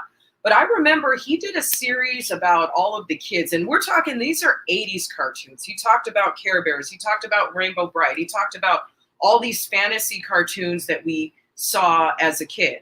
And I was laying in bed here thinking about it last night because I was flipping through trying to find something to watch. And I'm looking at, okay, well, what is there? There's Harry Potter. Okay. Now listen. Okay, y'all know I'm a big Game of Thrones fans. You know I love the Hobbits. I was wondering what that was. Yeah. You know I love Hobbits. And the first episode, I heard it was really good, but I just don't watch it. If you ain't already watched it, don't traumatize yourself. Oh, okay. Because it will traumatize you. Oh, okay. But you know, I've always been into. I love the dark side. You know, witches and vampires and sucking blood and drinking blood. Like, yeah, that's all hot and sexy. That was hot and sexy in the 90s. Twilight made vampires look cool. Oh. You know, you watch all these fantasies about spells and shit like that. Now, listen, I've always thought that shit was cool. But you know what? I don't ever watch it anymore. You know why? Because now I know it's real. Yeah. And that scares the shit out of me. That's the whole reason why we went through vampire Twilight, the vampire age of glorifying vampire and the eating of making that sexy. Because we never thought it was. And they actually showed you necrophilia right there on True Blood. I'm watching new True Blood. I'm a big fan of True Blood. Watched it every week. And then they eased necrophilia in there on your ass, and you bought it, and you took it, and cool. You okay with the vampire laying in there having sex with the dead person, waking up, and then they both come out as vampires and all this shit. And then when someone tells you about this adrenochrome, and you look at it, you sit and go like, well, why does the word exist if it didn't? Go look it up. Go look up how you get it and say, well, it's been going on for centuries. Yeah. So the reason the whole blood thing, the whole blood series was put out there to desensitize the masses, to warm you up to the idea of how it's cool to drink blood. And then, After the vampire phase, what It was was next? the zombie phase. The zombie phase. So now it's yeah. like there's this obsession with death and shit like that. Maybe that's the depopulation. Shit, I don't know. Well, the zombie phase was put up. Was what the zombie phase is what we're dealing with right now. We're dealing with zombies, and you see who are the zombies. Everyone walking around right now, I call them masked zombies. Anybody who got on a fucking mask, that's part of the zombie. You get to see everything that the predictive programming that was set up. That's why The Walking Dead was so. If you go watch it, and just sit and like, but damn, we kind of like living in that now because you got people out here scared of each other that are. Carl, everybody out here scared of healthy people. We're scared of another person breathing regular air. You got people walking out here thinking if you don't have on a mask, my life is in danger. What? But you got on a mask. So. Does your mask work? Exactly. Your mask must not work. So that was all pretty. So we have to understand that was all put out here so we could, and that's why people are so quick to jump on the fact that, this is a pandemic. I saw it in, what's that movie on that we're playing out right now? Contagion. I saw Contagion. This is it. Or Resident Evil. I said that's why they put it in there. So you could believe when they put it on the TV now. Because right now, I still have yet to meet anybody. I don't know nobody who had this bullshit. Nobody. Now, I've talked to 4 people now on my show who called in. And I had one the other day who called and told me he had it. Mm-hmm. And when I asked the questions, I said, well, please tell me what went on.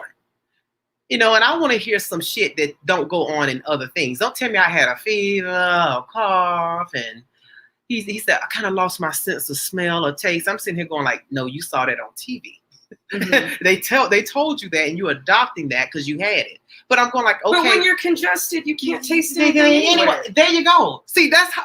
You see that? Any chef can tell you there's something called olfactory senses. Yes. We learned that in 8th grade. The sense of smell. We went to public school. We learned about olfactory senses there you in go. 8th grade. So this whole lost the sense of smell shit, that's bullshit. You were stopped up. And you didn't smell nothing, so you lost your sense of taste because you were stopped up. You were congested. And now people thinking, oh, that's something serious. Now we're looking at fevers, which are a natural thing. You've always gotten fevers. Now it's a problem. Now they got it where they're going to take your temperature. And everybody, okay, well, please take my temperature today. Well, you should know you don't have a fever because you got up and walked out the house. What the hell?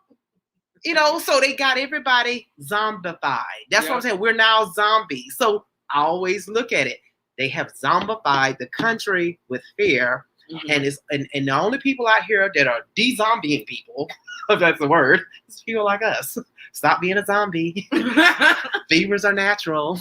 They've always exist. And people get congested. People get colds, and sometimes you're down for a few days when you're sick. The guy who called me the other day said, "Yeah, it was pretty bad. I was down for like a week." He was 43 years old. And I said, okay. I said, how old are you? He said, 43. I said, so you were down sick for about a week. Mm-hmm. I said, you're telling me this today, right? I said, so in your 43 years, so this is the first time ever being down for 5 days? He said, no. I said, okay, then. That's my point. Let's not talk. Don't get brand new on me today.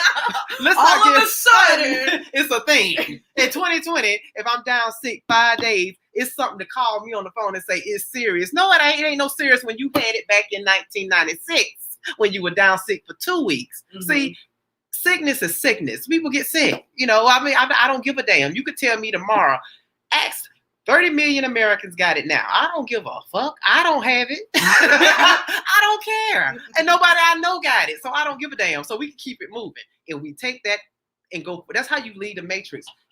Don't let the news drive your emotion and drive your reaction to act out of the ordinary and be brand new. All of a sudden, we brand new. We can't breathe. I told a woman at the Chinese restaurant the other day when I walked in, they finally let us back in the Chinese restaurant. They had us at the door.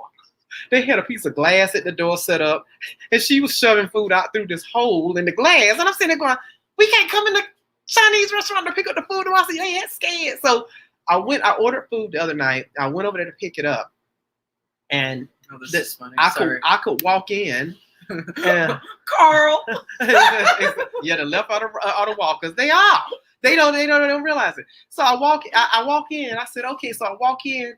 they had plexiglass, a big old plexiglass they had built around the whole register, the counter in the front, but it didn't go to the ceiling. They only went halfway up. And I'm going like, okay, the air hops over. Okay, but it don't matter. Long as I can come back in the Chinese restaurant again. I said, oh, okay, we can come back in now. So the black girl that was working the register, she came up unmasked. Everybody back there in the kitchen cooking didn't have on a mask. And I said to her, see, I know she was surprised with what I said. I said, I'm so glad you work. They have freed you from the bullshit in front of your face. She said, well, you know, she said, and all of them live in the same house. I said, I don't care if they lived in different houses. That's how they've been cooking.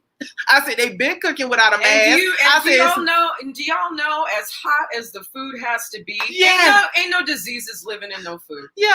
Especially at a Chinese restaurant where you know it's shit's hot. I said, they've been cooking without a mask. I'm not going to get brand new. And I told her, I said, the day it comes where we cannot breathe fresh air, where you cannot breathe fresh air, you're already dead. So she said, she was laughing. I said, because she thought that I probably was a COVID bro, and I was going to be kind of scared because I saw her without a mask and everybody working in the restaurant. I told her, I am relieved that you don't have on a mask and everybody back there don't have on one. I said, good, y'all ain't suffering and suffocating behind this bullshit. Exactly. So, that's what it takes is people like ourselves to start waking people up to the nonsense of how crazy this all is. Look, I don't play those games. And I tell them right off, if you want to play that game, you can. I'm not playing it. Okay. It's time to get bold, Patriots. Yes. It's time to grow a spine. It's time to grow a pair. It's time to take back this country. And it's time to educate these COVID Karens.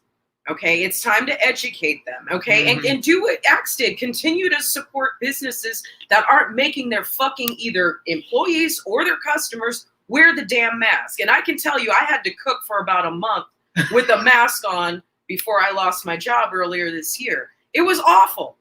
You can't be cooking with fucking 500-degree ovens. It's hot now. It's hot. Yeah, how are you gonna do that? It's like, I mean, that's torture. You think about that's cruel and it's torture on people to make people do that. It's so hard. I told her, I'm just glad you're free. I told her that you can breathe the fresh air that God gave you lungs to breathe. I breathe fresh air. I'm not covering my mouth with some bullshit because I don't have nothing. I can't give you something I don't have. I tell her right there. Then I'm going with the whole thing. Now I'm telling her I already had the bullshit. I told them I had it. It was easy. It wasn't nothing. I had no symptoms. Went through it. It's over with. What are you up here scared about? I mean, they got this man in a wheelchair working at the Kroger's. He's so fucking scared. He already old. Okay, he in a wheelchair. He got on a shield and a mask. And I come in the store all the time, and I'm sitting here, and he's sitting there in the wheelchair. He's the self-checkout cashier person. And I sit there, I look at it, I said, poor thing. I said, you just thinking that's keeping you safe. You really think, but there are people, these are the zombies out here that really think this shit is real. That's why I said The Walking Dead was a like a documentary to So that's what we're dealing with, The Walking Dead out here. So tell people right off the bat, if society gets to the point to where you cannot breathe fresh air, we're already dead. So that's what you have to tell them. You're already dead. But tell them, say, you know what? You're being game because the homeless people down the street, they're not sick. They're not sick. I told her. I just did a video about that. I told a girl at the Chinese restaurant. I said, this shit started and start with the homeless. Yeah, why the crackheads? I would think the crackheads they would have been the first would have been die. dropping like flies all in the street. Well, I would have known in San Francisco because we got nothing but homeless people out there. Oh yeah, nobody's dying in the street. Nobody. And it wasn't said. Yes, I won't even let my 14-year-old wear a mask when we go out, and he sees me, and I let and your 14-year-old will be a leader to his or her friends. Yeah, exactly. And the thing is, because the mask, number one, it don't protect you from shit, and it has nothing to do with that. That's a ritual. That's part of the rituals that these motherfucking Satanists, they believe in, get everybody in on dehumanizing them, taking their voice away, taking their expressions away. Let's get them accustomed. Let's scare them into and that's how communism come in. It creeps in. You accept someone telling you what to do on your person in a free country. There's no way in the hell. I live in a free country. You don't tell me what I have to do. I gotta put something on my face. Me and Kyle walked up to the we was walking to this restaurant. This big old burly white man standing up with a mask on. This is a restaurant. If people eating outside, you gotta have on a mask. You gotta wear a mask. And me and Kyle said, no, you gotta wear a mask. And we walked away. We told her, we don't know, you gotta wear a mask, bitch. We left. I ain't gotta go spend no money here. We can go somewhere else with somebody going, I'm coming here to eat and drink. I'm not coming here to bullshit with you about no fucking mask. You gotta wear a mask, you big bird. He was big, burly ass white dude standing up there telling somebody to wear a mask, and he got on the mask. It was like almost 75 degrees here. And I was gonna be like, what? And we want to eat outside because with good weather. And it's a restaurant. He said, you gotta have a mask on to come past the hostess stand over here to a table outside. What kind of crazy shit is this? You know what I mean? No, but you have to start waking these zombies up. Quit being a zombie. You are a COVID zombie. That's what they are. COVID zombies running around here everywhere, being alarmed behind something that has a 99.9%. No, regardless of what the media says or anything, nothing changes the fact that it has a 99.97% survival rate. Nothing changes that. That fact is there. So I'm telling you, I don't need a vaccine for something like that. I don't need to change the way I live for something like that. I'm not going to have hand sanitizer, and I'm not going to be doing all this shit. They got all these zombies out here running out here buying cleaning shit. I'm going like, wait till everybody starts getting some weird skin cancer from all this sanitizer. Exactly. I mean, I'm a clean person. I'm a chef. I like things clean. Oh, yeah. But come on, basic 8th grade health class. You cannot survive in a sterile environment. This is not a sterile world. You have to have a certain amount of flora and fauna and bacteria everywhere. You it's have good to have, and bad. it's bacteria. good for you. Yes. I'm not saying go swim in the swamp. Okay. I'm not saying roll around in the dirt everywhere you go, but don't be afraid to touch a fucking door handle. Okay. Wash your hands when you get home. End of discussion. Don't bite your nails. Okay. Any germs that you're gonna get some germs one way or the other. I be biting my nails. I'm like, look. I mean, the thing is, that's why I like having acrylics, because then I don't have anything to bite. Look, I keep my nails really short. This is long for me. I gotta cut them. I usually cut them while I'm live. I be sitting there cutting my nails. But the thing is, why get brand new in 2020? The world has never been sanitized. You haven't been overly sanitizing your house and everything else. Now the bullshit game is on big time because I went to the car wash. I'll show you this car wash. This sanitation thing is a new industry. They done made up some shit. At the car wash, they got this $50 charge that we can sanitize your car for $50. I said, shit, I need to get in this business because there's dummies out here. Because I can say I'm sanitizing your car with anything. I'm spraying this. This is some real shit. All it is alcohol and water. Or you know what? They're doing like the UV light. Like, yes, this UV light. Yeah. That's probably what the $50 charge Yeah, was. they running a UV light that ain't doing shit. I know. Ain't doing shit, but you feel better.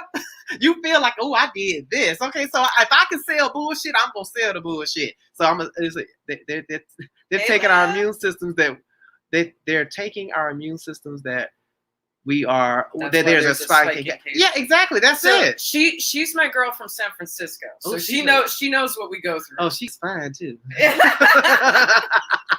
She's beautiful. Yes, she is. She married. Okay, man. Don't get no ideas, gentlemen. Just all the conservative free thinkers, that the women are just beautiful. I mean, that's one thing about us on this side. Once you leave all this shit, you can live with all this shit going on. You can be happy. You can smile out with all this instead of being upset and nervous and anxious, wrenched all mad all the time. Understand that that's part what the Satanists want. They thrive off depression, anger, anxiety, which just fuels the pharmaceuticals and the illegal drugs. Yes, there you go. As if we don't already have a fucking pill problem in this country and a heroin problem in this country. They put a commercial on TV just for the zombies. Are you feeling low? Are you down? Do you have days where you just don't want to get out of bed? Well, here you go, a pill. Come get this pill. It got a million side effects. It's gonna kill your ass, but get this pill, and that's gonna straighten you up and put some pep in your step. When all you need to do is go smoke some weed, lay your ass back down, get back up, and you'll be better. See, that's why they don't want to. They have a problem with marijuana because marijuana is the I smoke it all the time because marijuana takes the. Let's go smoke. Come on, let's wrap it up. It takes the filter off. The marijuana is a truth serum. You can see straight through the bullshit. That's why you can see straight through it. That's why they don't want everybody smoking it, because we can see their bullshit and we'll see it. Oh yeah, and it's also not gonna kill you. Yeah. It's not gonna cause weight gain. It's not gonna cause unless you eat a lot, but yes. It's not gonna cause side effects. Yes, exactly. I'm not. A lot of my listeners know. I do have PTSD. I just told you, I was molested and stuff when I was 5, but then I also have PTSD from other things in my life. And let me tell you, when you interchange pills for actual therapy or even strong friendships, yes, that is the biggest problem. I'm telling you guys, I'm in therapy right now. I have 2 counselors. It was the best decision I ever made. All the niggas need to be in therapy, okay? Yes. All the mammies and the shines need to be in therapy because they have anger issues. They have some built up something in them that makes them go onto the street and act this way. But just even for regular people, just having someone to talk to, just having resources, just having support can it can eliminate the opioid crisis. Mm-hmm. So guys, patriots, talk to me. I'm so glad Axe came out to see me. I need this. I need it. I'm lonely. You're lonely. We don't have, unless you live in Florida, which is a MAGA country, you probably don't, if you live in any other state, especially a blue state, you probably don't have a lot of friends. And the isolation will drive you nuts. Mm-hmm. So you get patriots around you. You start talking to each other. You stay connected. Yes. And you make your friendships flourish. Yes. Because these new friendships are going to be the ones that we have for the rest of our lives. If Axe ever runs for governor, I'm going to be working on his campaign. There's a reason I stay in contact with Burstein for Truth or Talk. I stay in contact with Chad Prather in Texas. I love him. I love him. I've never been. I think he's fantastic. I always said I would go see him in concert if he ever came here and traveled. I said if he ever came to Georgia, I would go see his concert because I think he's great. We have to unify. This is another, this is the reason I be staying on Brandon's ass. I stay with Walk Away. Mm-hmm. Those people that are in that movement, let me tell you, I know a clout chaser. Those people are not clout chasers. Those are patriots who care about this country. They gave up everything to go on the road and do all of these rallies. Yes. There were some marketing issues. I'm not going to lie. I think they need a better marketing team. But nonetheless, I see what their hearts are. I see what they're doing. I wouldn't mind if Brandon Straka was president of the United States one day. I wouldn't mind it. He's smart enough. He's fine enough, and he can bring the gays in. So y'all want better him than Pete Buttigieg? I mean, my thing is when it comes to anybody, based on whatever you're going to run for office, and I think that's what Trump has done when he changed the whole political landscape on how you run and who could run by being honest and telling the truth and not moving off the truth. And the truth is hard to swallow. When you say certain things, but it's those people. And I described Trump for his election in 2016. I said, he bulwarked that election because he came out and said he did everything unconventional to politics and got elected because Americans recognize that. They recognize, he did tell the truth now. What's coming across the border ain't they best. They're not sending their best people. In addition to whatever terrorists want. They're letting go the strags and the hags that they don't want in their country. So they let them, go on over to America with that shit. Get them out their country. So that's a fact that everybody understand and know. They don't want to say it because we have been consumed with this political correctness shit. Yeah, don't even talk about, if you live in Texas, California, or Arizona, about MS-13, mm-hmm. About Miami, about the cartels. But if you even talk about the cartels, you're racist.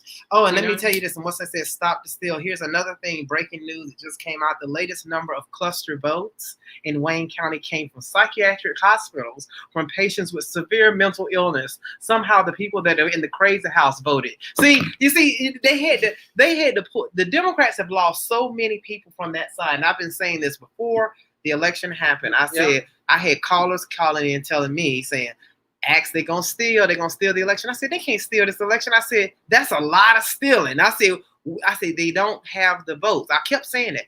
Who are the people? I said, they have a small minority of people over there because they've been bleeding people all this time through walkaway, Blexit, DNC, dim exit, all these things that's been going on since 2016. Well, now we see it. They had to get dead people to vote. They got crazy folks to vote. They got made up people voting. They got felons voting. They got all kinds of shit. They got a bunch of just blank ballots with nobody's name on it other than just a Joe Biden. They want you just check that. Right. That's where they went to. None of that shit's gonna flush. Okay, the steal has been stopped. Everybody, we got on this. We can stop the steal shit. They ain't finna steal shit. You know, it's gonna boil down to the Constitution, and the Constitution says specifically about our forefathers saw this shit in advance long time ago, and thank God they wrote that document the way they did. In any evidence of fraud in our elections, it will be default to. It will go. They have to rule for the person that fraud has worked against. That fraud has worked against. Our patriotic president is working on behalf of America. That this election, he will be president. This psyop that they're doing is only just to jack people up, jack their these radicals up, to see if they're gonna turn it out. Everybody's scared. Oh, they're gonna turn it out. It's gonna be riots everywhere. No, it's gonna be a few riots from the paid people that they got out here to do it, and Trump gonna send it in right then to tamp that shit down because they have already cost this country billions of dollars since psyop season has started with the rioting and tearing up. But notice they have only torn up certain cities that allow it because they have the politicians and the deep state politicians. Berkeley, yeah, and New York. The deep state politicians that are allowing this shit to go on. That shit ain't going on everywhere. That's why when you hear people talk about, oh, this country it's gonna be a civil war. That's fear mongering, honey. Don't pay that no attention. It ain't gonna be, how we gonna have a civil war with meth heads? It ain't that. I mean, really? You tell it that's easy to take out. A meth head is easy. You know, it's a bunch of meth heads over there. He's asking about the article. It's Gateway Pundit, right? Yeah, Gateway Pundit. Yeah, Gateway Pundit is on the Gateway Pundit. Just broke at 12 noon. It just broke at 12 noon today. Okay. Yeah, Gateway Pundit is great resource. Yeah, I'm really happy with. I like that site a lot. Yeah, just know that, understand. Take away from this, I know it's hard I think it's very hard for people to wrap their head, to be in a good spirit from everything that you see on the media, because the media is there. It's there and it's designed to depress you and make you feel bad and feel like, oh, that's it. It's nowhere. We're done, hopeless. No, get that. Don't even get yourself into that. Put yourself in that part to generate that type of energy. The witches and the warlocks and the Satanists, that's what they want us to have. Drop that, put a smile on your face, be confident, and know that we will win. Goodness will always beat out evil.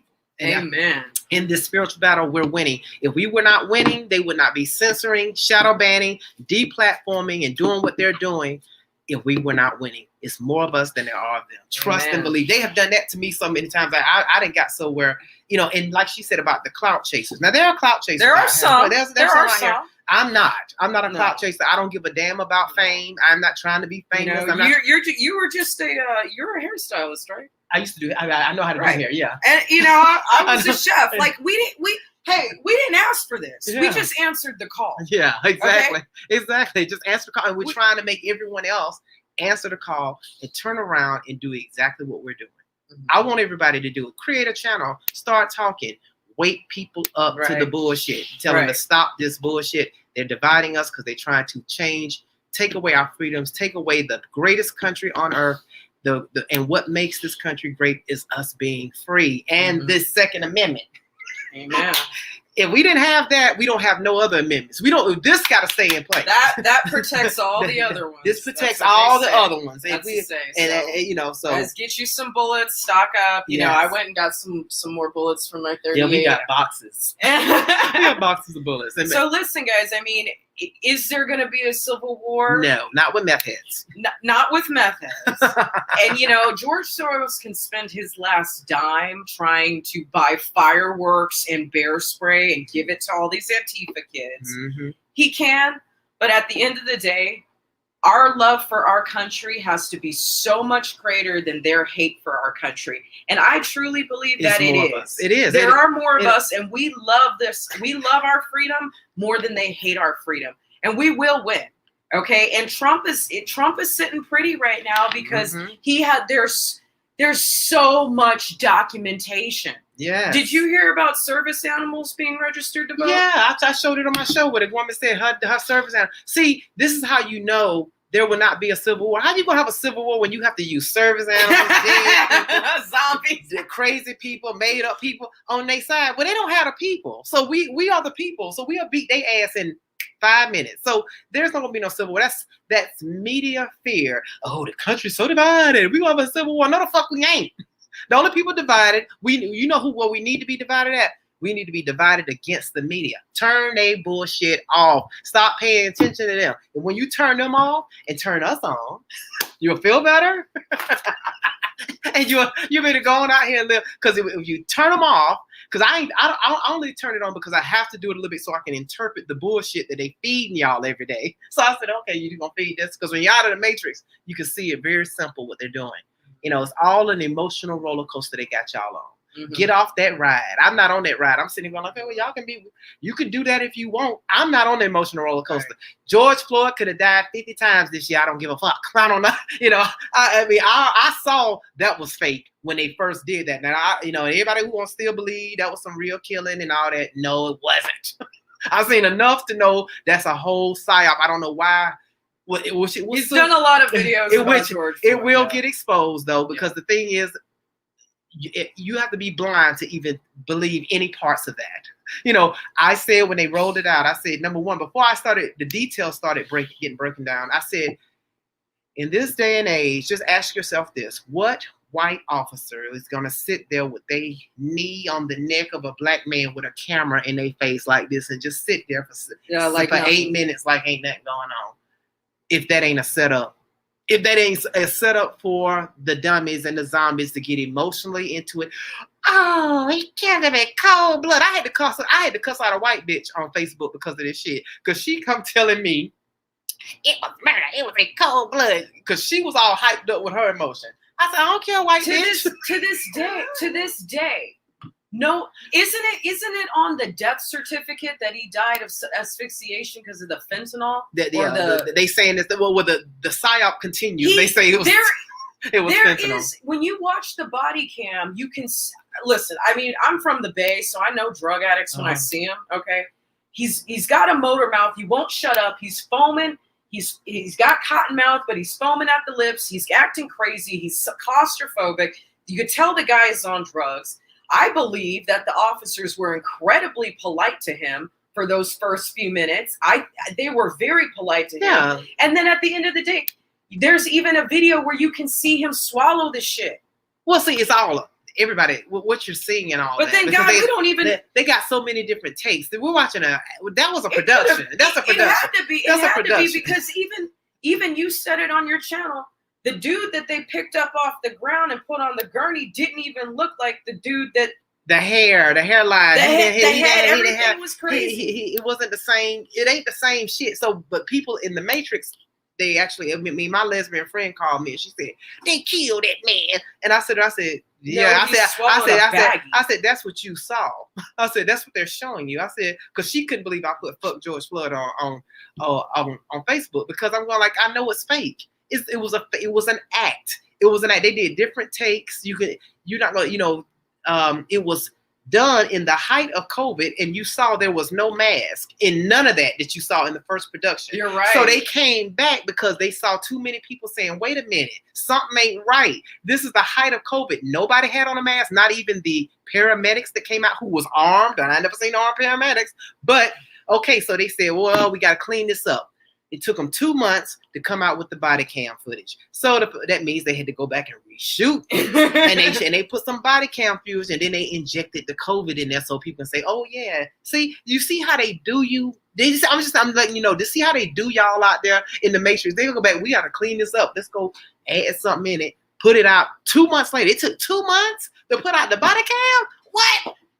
2 months? No, 2 months to get it together. for y'all ass. That's what they took them 2 months to get this storyline and put it back out here for y'all to still sop it up, eat it up. I don't want to hear nothing else about a motherfucking George Floyd. As far as I'm concerned, that was a made up story. Just like I don't believe this Ahmaud Arbery shit.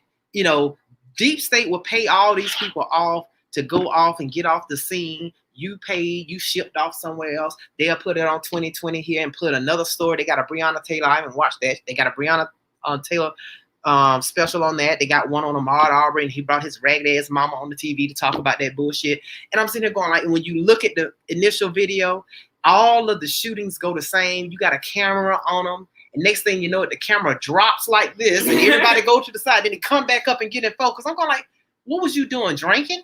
What made you stop filming? Okay, because it's all a show. It's all put out there for y'all to sop it up and say, "Oh, this is real.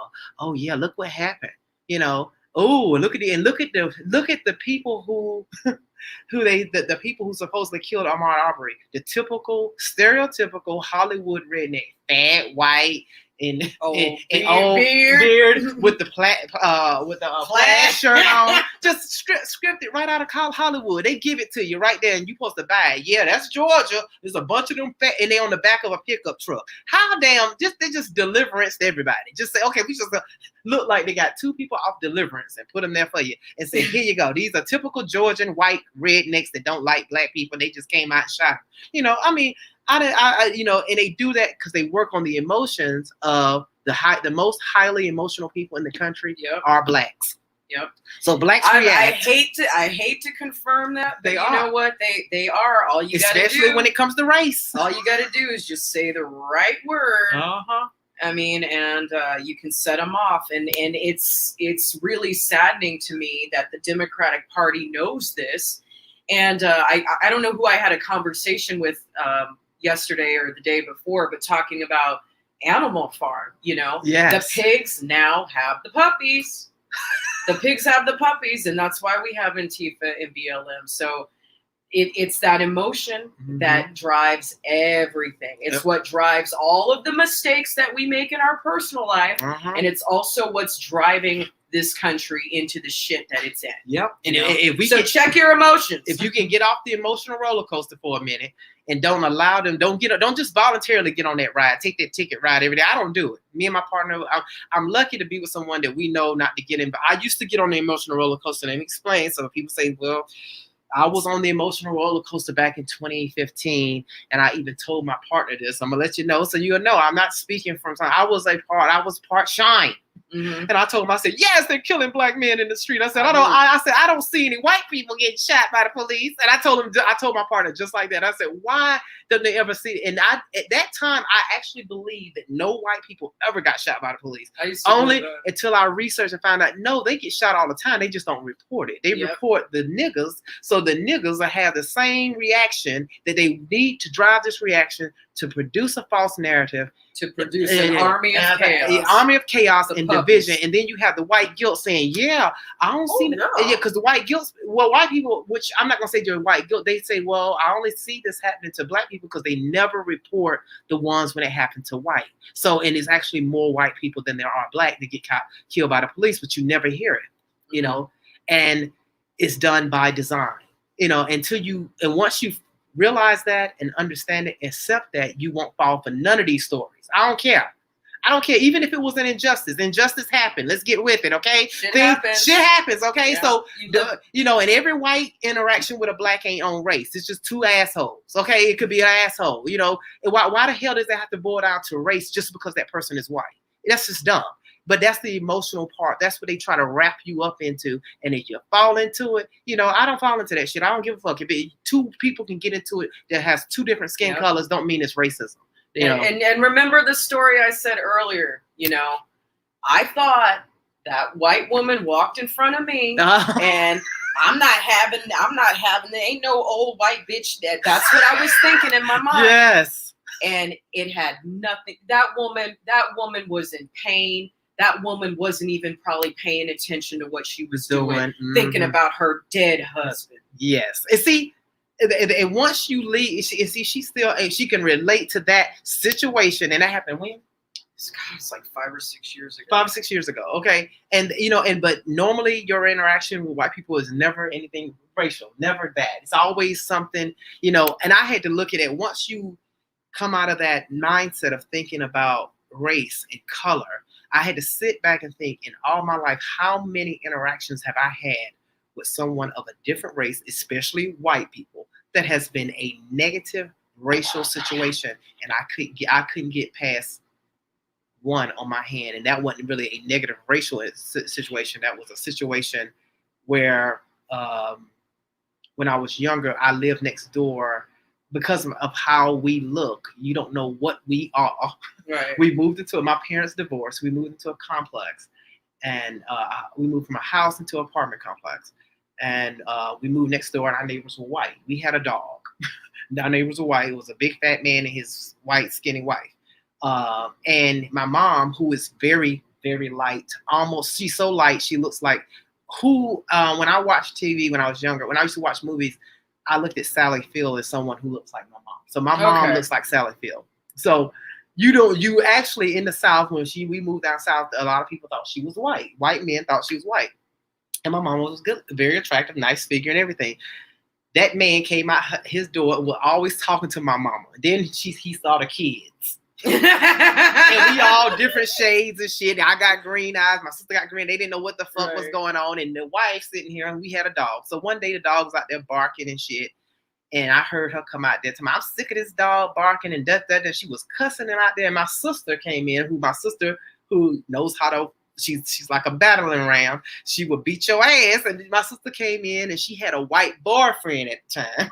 So now there's way too many colors. So in the really, house. they didn't know what was going on. Then I had a black girlfriend at the time, and they really didn't know what was going on. So the woman comes out the door, and my mom, and she's out there. My sister told her to shut the hell up. Shut up talking about our dog. So my mom comes out, and she said, "What's the problem?" The woman's talking about my dog barking. Mom said, "Dogs bark," like that. And she said, "I don't give a damn about you bunch of niggas and half-breeds." She said, "Y'all a bunch of niggas and half-breeds, bitch." But I tell you, that shit was, at that time, I was in high school, and I couldn't, my sister said, "Oh, who are you talking to like that?" And then by that time, the woman stood up. My sister said, "You say one more thing, I'm gonna come over there and bust you in the mouth." The woman said something, and my sister and the man came out there. He got all up, and my sister hit him first, and then she went around his big ass and went and hit her in the mouth, knocked her back down, and then slung her out in the middle of the yard, was beating her ass. It was just a big mess. But that was the only, I could say, racial incident. But basically what it was, the wife was mad because she saw her husband always out there flirting with my mama. Yeah, that's what and so really basically what it was. And she just called you niggas and she was mad because whatever we were, my mama looked better than her. Yeah. see, that's all that was. And whatever we was, she looked better than her. And she saw she was intimidated, and she didn't know, I don't give a damn about you niggas and half-breeds. So that was a racial incident. Hey, but you know what? That's funny. Something similar happened to me. I'm really bad. I'm admitting way too much about myself. But so I was flirting with a married guy and his wife. This is years ago. Uh-huh. This was back when I was being a bad girl. Hot girl summer. And his wife found my text messages in his phone, and she called me a nigger. But I know she didn't mean it. She was just mad that her husband was talking to me. Yeah. And we didn't know. We didn't know. You know what I mean? She said, well, wait a minute. She just said the first thing that came to mind. I don't think that she was really racist. Well, she used it because of the fact that she's thinking, number one, I can't believe my husband is talking to someone of a different race. And it's a woman, and it's a woman of a different race. Just like when I had, and I think this is probably one of the most emotional calls I ever had.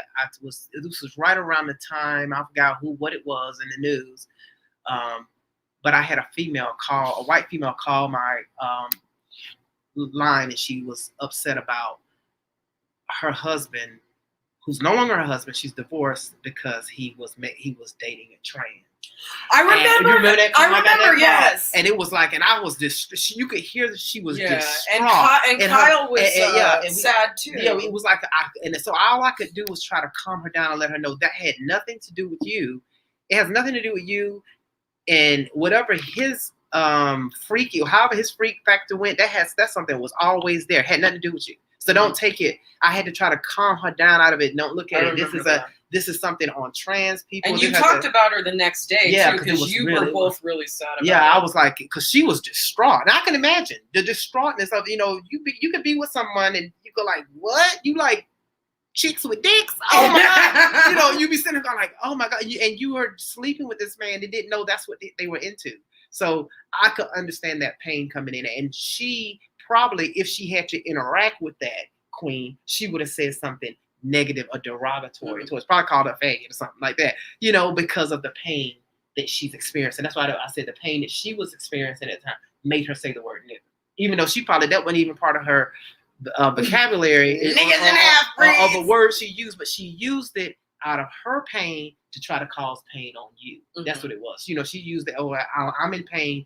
I found out my man is cheating with this nigga, and I'm gonna say nigga to her, so it'll make me feel better. Right. It wasn't. And I knew him. I'm telling way too much. He and I had been friends since we were kids. We've been friends since middle school.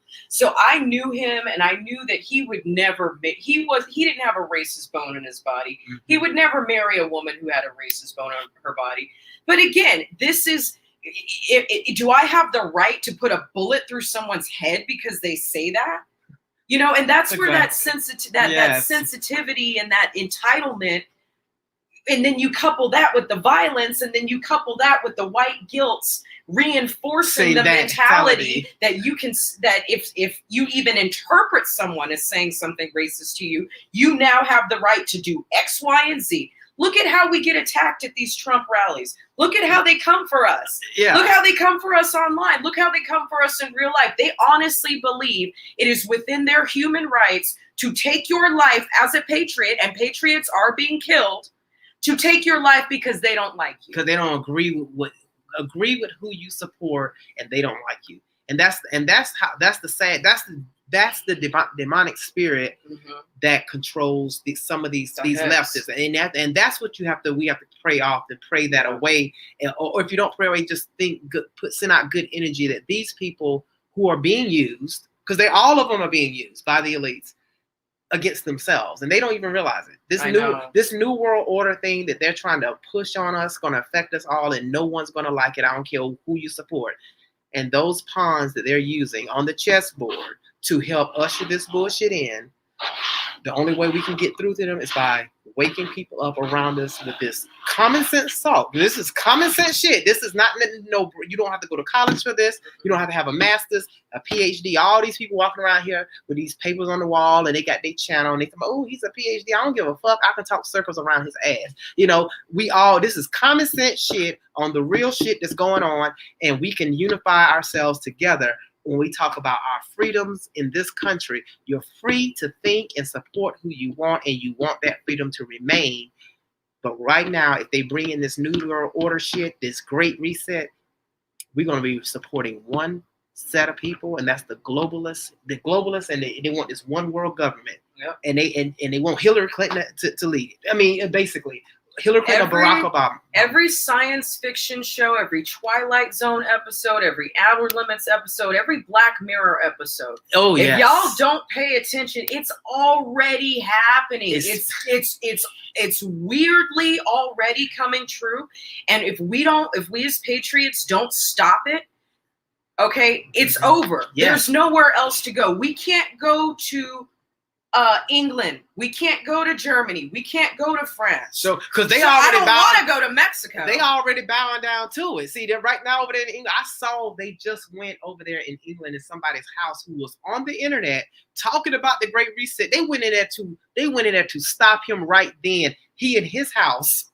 They doing that shit over there. Now over here, they just went up there. I'll cover that either tomorrow or if I do a show tonight. Where I was going to do I think I'm going to do a content piece on it, where that just happened in Buffalo, where the police went out and tried to go into someone's private business and arrest them or about a mask. And the people challenged them back on and said, you're going to get the hell out of here. You don't tell us what to do, and we will not comply. They kept saying, we will not comply. And the man said, it's the law. They said, show me the damn law. And when they said that, The police knew it wasn't no law. He said, you come back here with a warrant. He said, Yep. get the fuck off my property and come back with a warrant. He knew good and damn well he wasn't gonna be able to get no warrant because there's no judge gonna sign no warrant on nothing that's not a law. So what they do, the motherfuckers tucked tail and got the fuck out of there. And if Americans stand up on the Constitution like that and tell people to get the fuck out my face, because that rules over everything. That rules over everything. And that's what they and that's what they did. And they got the hell out. Them motherfuckers got out of there. If we start doing that, and that's what we're going to do, stand back, push back on it, say, show me the law. I did that when I went up into the gym and she tried to sit and say, oh, I'm going to take your temperature. It's the law. We said, no, it's not. Show us the law. As soon as I said that, we turned on the camera, she ran. But like she said, Black Mirror, watch those episodes, especially the one about social credit score. I did a content piece on that. That shit is already going on in China. It's all about kissing ass. Who can kiss the most ass, and you're gonna be scored on how you kiss an ass. Well, look.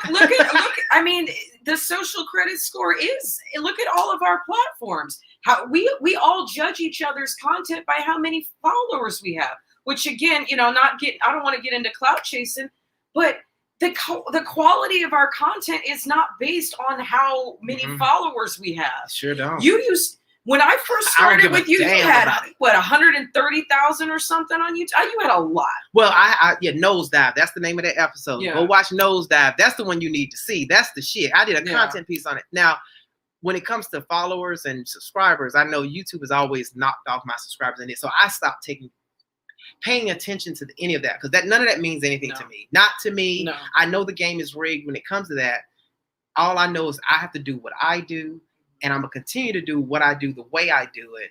I don't care about if I get 1 million subscribers. I've already been in that kind of sphere. It doesn't mean anything to me. This is about us waking people up and us expanding that and that going out from there. That's what it's about to me. It's not about me being the big dog on the block because that's dumb.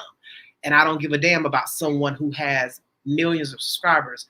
They're in it for the notoriety, the claim, the flame, the cloud, and all that. I don't look at that. If you meet me, when you watch what I do online, if you meet me in person, I'm the same person. Have I been any different? Same shit. And it's nothing. I'm a regular person just like y'all. and I just happen to have a website. Right. And I have people who like what I do, but we all do it together. It's not about what I do. We're all doing it. So and think of, I mean, in a lot of ways, you and Jericho and Verstein, you birthed me. And I'm glad. And I'm glad. I thought you was already existing before I did it. I'm gonna birth other people. Yeah. We want to see you guys making channels. Like you said earlier, everybody needs to start making channels. Everybody needs to start speaking out. And we need to strategize. We've got to strategize. Hey, what is it? I mean, think about it. We have Father's Day. We have Mother's Day. Let's make a fucking holiday called No Mask Day. Yeah. Why don't we do it right before Thanksgiving? Fuck the mask. Every patriot in the United States, let's pick one day where nobody wears a fucking mask. Let's see how the businesses react. Let's see how many times the police get called and what they can actually enforce. Yeah. So, well, I said this the other day. I said, we have to do this as patriots. We have to challenge other patriots because that's where we start. We have to start in-house. We can't just go out the house. Clean up the in-house person. That's other patriots that you see out here wearing this mask shit. Tell them, take that bullshit off. You know it don't work. So quit feeding into the New World Order because that's what they're doing. When you put that bullshit on, you're accepting it. And I'm sorry. And I just want to say what Endora said. I noticed that, and she's right about it. I noticed that creators who are looking at subscriptions and allow themselves to be on the tech created emotional roller coaster. That's exactly what it is. When you're looking at subscriptions and followers and all that, you are allowing exactly what's in Black Mirror, something to control you without you even signing on to it. You're signing on to being judged by how many followers you got, how many likes you got, how many thumbs up, thumbs down. I don't give a fuck about none of that shit. You can thumbs up, thumbs down. I don't give a fuck. You can talk about me, call me names. I don't care because I know I'm effective. I'm so effective that they have Time Magazine and wrote an article on me. YouTube always fucking with me. Twitter fucks with me. Facebook fuck with me, but I'm this unknown person somewhere with a nose on. And I'm the clown that they talk about. He's a clown. Look at him. Well, I'll be that. I'll be whatever you want to call me. Just let me continue to do what I do. I'm so glad that you do it. And I'll suggest everyone else, Do the same thing. Create a channel. They can't stop us all. Nope. And it'll be too many of us doing the same thing. And that's what's going on right now. We Patriots outnumber everyone. We have taken over the internet. They know it. That's why I said the internet probably shut down pretty soon because they can't shadow ban us all. Well, I mean, YouTube had an issue a week ago. Nobody could post. Nobody could see anything. Yeah, so they are shutting it. Oh, and YouTube also got something else going on over there. If y'all on YouTube understand, some of the videos will have like I noticed this with I was going in to start replying to some of my comments. I went on the video. It said 18 comments, and I said, "Oh, 18 comments," and then I clicked on it. I only saw 8. I said, what are 8? What are they at? So I said, they're hiding comments. That's another thing they're doing over there. They're hiding. You could put a comment there and it won't show up. This is how we're winning so much on this side. And with that, that's why I just want people to cheer up, understand you're on the winning side.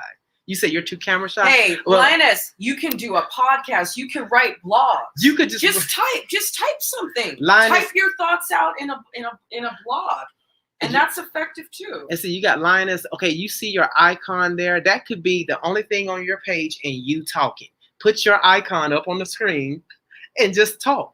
That's all you do. Or that's how easy it is. Just show whatever news articles that you're reading from. Just do that. You know what I mean? Yeah, show a news article or just put a picture, your thumbnail up there and just talk. And based on how you deliver the information, trust me, you're going to attract people. They're going to follow. They're going to learn. And you're going to share the information because this is an information battle here. It don't matter how you get it out there. Get it out there. I put it out there with a nose on. So you put it out there with an icon. You do like that. It's the way. It's all that helps. Mm-hmm. Do it like that. I didn't. And it's just It's no formula to this other than you putting in authenticity and putting. Yeah, that's it. We know.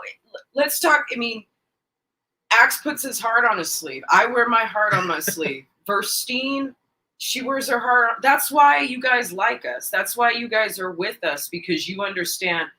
I talk about my personal life. I talk about my heartbreaks, my struggles, my PTSD. Yeah. I talk about being broke. I talk about being a chef. I talk about work. I talk about my employees. I talk about everybody. Yeah. Because you guys understand that there's no motivation behind what I'm doing other than trying to help you become leaders so we collectively can save this country. It's all about the collective, us coming together collectively. No matter where you are, no matter what religion you are, race, color, all that, because all that shit don't matter right now. See, I just want to say, none of that shit matters. Anybody who's on their tip or their special group, you tell them right off the bat, I don't give a fuck. I don't give a fuck about your bullshit. Whatever your personal problems is, your personal identity problems, if you got some low self-esteem, that's what we got psychiatrists for. Don't see a psychiatrist. Don't come put that off on society like we got to fix you. We ain't got to fix you right now. We got to fix what we got to do is save the country. That's what this is about. That's what I say, you know what? Y'all out here blaming the government. Just blame your parents. That's what I do. You're fucked up in the head. Yeah. Blame your parents. Yeah. They're the ones who raised you. Yeah, exactly. The government's not responsible for fixing everything that's wrong with you or what you feel you should have accomplished, but you haven't accomplished. I feel bad about. I've never been married. I've never owned a house. Like there's a lot of things But you don't need to feel bad about it because there is a lot of people out here that own a house. I had to tell my ex who was like this. He was always comparing himself to other people. I said, what are you doing that for? And social media is designed for that, you guys. So y'all falling for that too. Keeping up with the Kardashians. The social media is designed for you to look at other folks and say, "Ooh, why am I not there? Why am I don't have this?" And they all happy over here with this right here, material shit. If you get yourself caught up in that shit, no, I don't do that. I don't look on social media and look at somebody and feel envious of what you're doing, what you post, how many followers, how many thumbs up, how many thumbs. I don't give a damn about that. That's the trap. Watch Black Mirror. That's the trap. It's the psychological. They working on society on every end, even on your own self-esteem. Yeah. And the thing that's is, what keeps people depressed. And that keeps you depressed. That's another thing. Anything to keep you depressed, come out of that. Don't suck into it. Don't fall for that dumb shit. It wasn't rent. Wayne said, I rent and I don't care. I rent too. I love rent because I can rent. And you can get up and go. I can get up and go. If the neighborhood change and then I got an Akata move next door, I'm gonna leave. You know, I ain't strapped. I'm not gonna stay in no place where I'm living next to an Akata and they shooting up over here. I'm getting the hell up. Right. And what's I say? Yes, life is not a competition. It ain't. Yeah, I don't have to compare myself and feel like I am less of because I have not bought a house yet. I ain't bought a house because I didn't want to buy a house. I ain't bought a house because I don't think I need to buy a house right now. It's just me. Who gonna get that motherfucker after I leave? The government? What? You know, you don't have children. I don't have no kids. Okay. It's like, you know, I mean, wait a minute. It's all everything got everything twisted around here. It got everyone.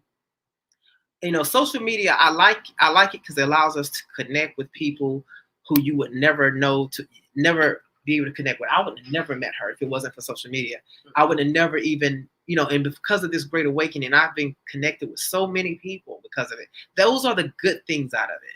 Understand that's the good thing, but I'm not sitting here. I don't go to people's pages looking at shit and doing all that dumb shit. I don't have that kind of time, and I feel like it's dumb to do that. Mm-hmm. But that's what social media is designed for you to do that and to get involved and get all caught up in it. And it's a whole fake world of bullshit, and and it's a mind fuck, you know, because your social life is who you connect with socially, interact personally with. Like I thought it's an honor for me to come meet her today because I said I'm so glad I can meet her and hug her and actually get to touch her and that interaction. You know, this is so valuable. That's human. That's what we're used to. That's human interaction. Don't ever change. Stop human interaction for just computer interaction. That's part of the fourth industrial revolution. Now you're going deep. That's part of the Great Reset. They want you to get accustomed to that and want to do that. No, I'm not doing that because I'm going to tell you how this started. I saw it a long time ago with Facebook. I saw it in my family. People were communicating to each other, and I'm pretty sure all y'all got people in your family. Y'all communicate through social media. That's how y'all talk to each other. And I'm sitting here like, why would I do that when I got your phone number? If I want to know what's going on in your life, I'm going to call you or text you or something like that. It's going to be an interaction. I'm not going to go to your... Hold on. We gotta say, hey, ADHD. So he's a Verstein fan as well. Uh-huh. And he just went off to... combat training. Yeah, like he left a couple months ago. This is the first time I've seen him. So welcome wow. back. It's good to see you. Thank you for your service, baby. Again, he had his own channel. He stopped making videos, but he was speaking out too. So thank you for your service and thank you for, you know, supporting us. He's a good one. Oh, that's great. Mm-hmm. You know, I mean, and what I was saying about the you know, what you do online, that's social, that's all great, but also you want to still add the human element of it as picking up the phone, the old-fashioned way and talking to someone. Actually having that moment of genuine interaction as opposed to something over the internet. You know, you can't talk to everyone, but it's important to connect with each other and to have those interactions because part of the fourth industrial revolution is to have you stuck at home, blockchaining on a computer and everything being social like that. And they're calling that social. That's what they want society to be. We can't have fun no more. We can't meet in large groups. We can't go to concerts.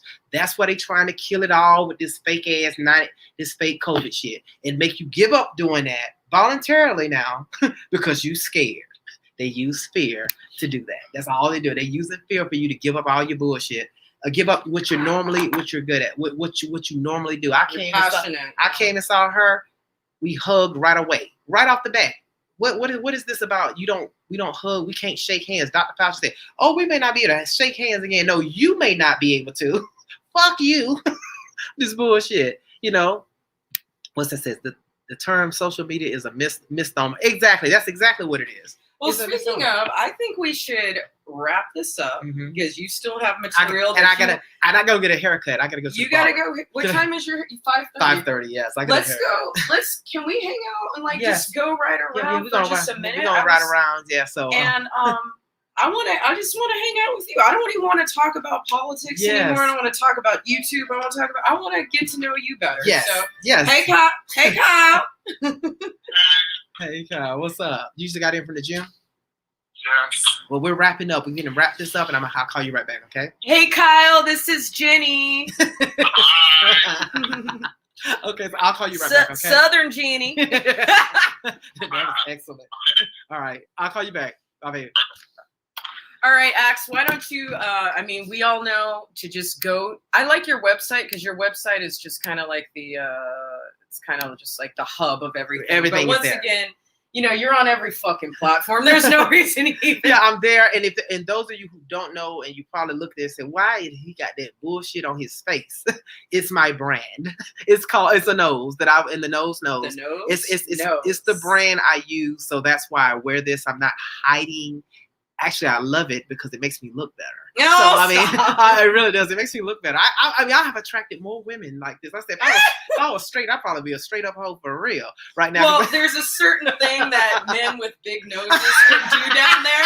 I'm not saying, and it's really nice. I had a couple guys do it to me, and it was. Nice. So that's what it is. So this is so this thing is my shtick. That's all it is. So don't think it's, you know, some people think it's goofy. Well, okay, you can think that. That's cool. But if you want to watch and join in on the chopping block and then go to my website and do that, you know. I'm so honored to be here with Jenny today. And like I said, I have it to where I want people to be on my show to have something to say. Everyone's invited. You know, you don't have to agree with everything I say or anything. You can come on challenge or whatever. This is a conversation. This is how we communicate. So I do have that ability to bring people on, and I'm gonna have Jenny on as much as she wants, because Jenny has a lot to say, and she has a different perspective. And I think everyone bringing their perspectives in to help us understand and unravel, and dismantle this matrix of lies that they have us living in right now. And that's all it is. And we gotta wake people up. Yeah. And, you know, it seems like such an uphill battle, but it's one person at a time. It's one conversation at a time. You never know. I mean, there's things so many times where he just said something that just made life so clear to me.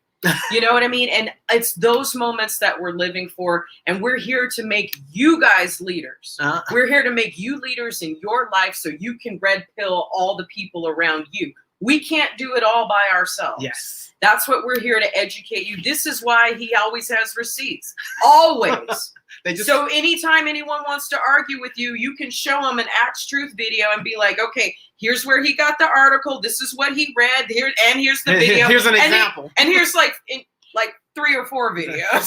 Here's some examples of what I'm talking about here. So, you know, like, but thank you guys. Yeah, I want to thank everyone who stayed. This was a really long This was live. fun. This was great. But yeah, it looks like it's going to rain. So you know, my lives, I'm used to them being this long. They be lasting like 2-3 hours, and because I can talk. I have to listen to you sometimes before bed. You know what I mean? Just for that reason. You know, you used to motivate me in the morning because I'd go to work and listen to you.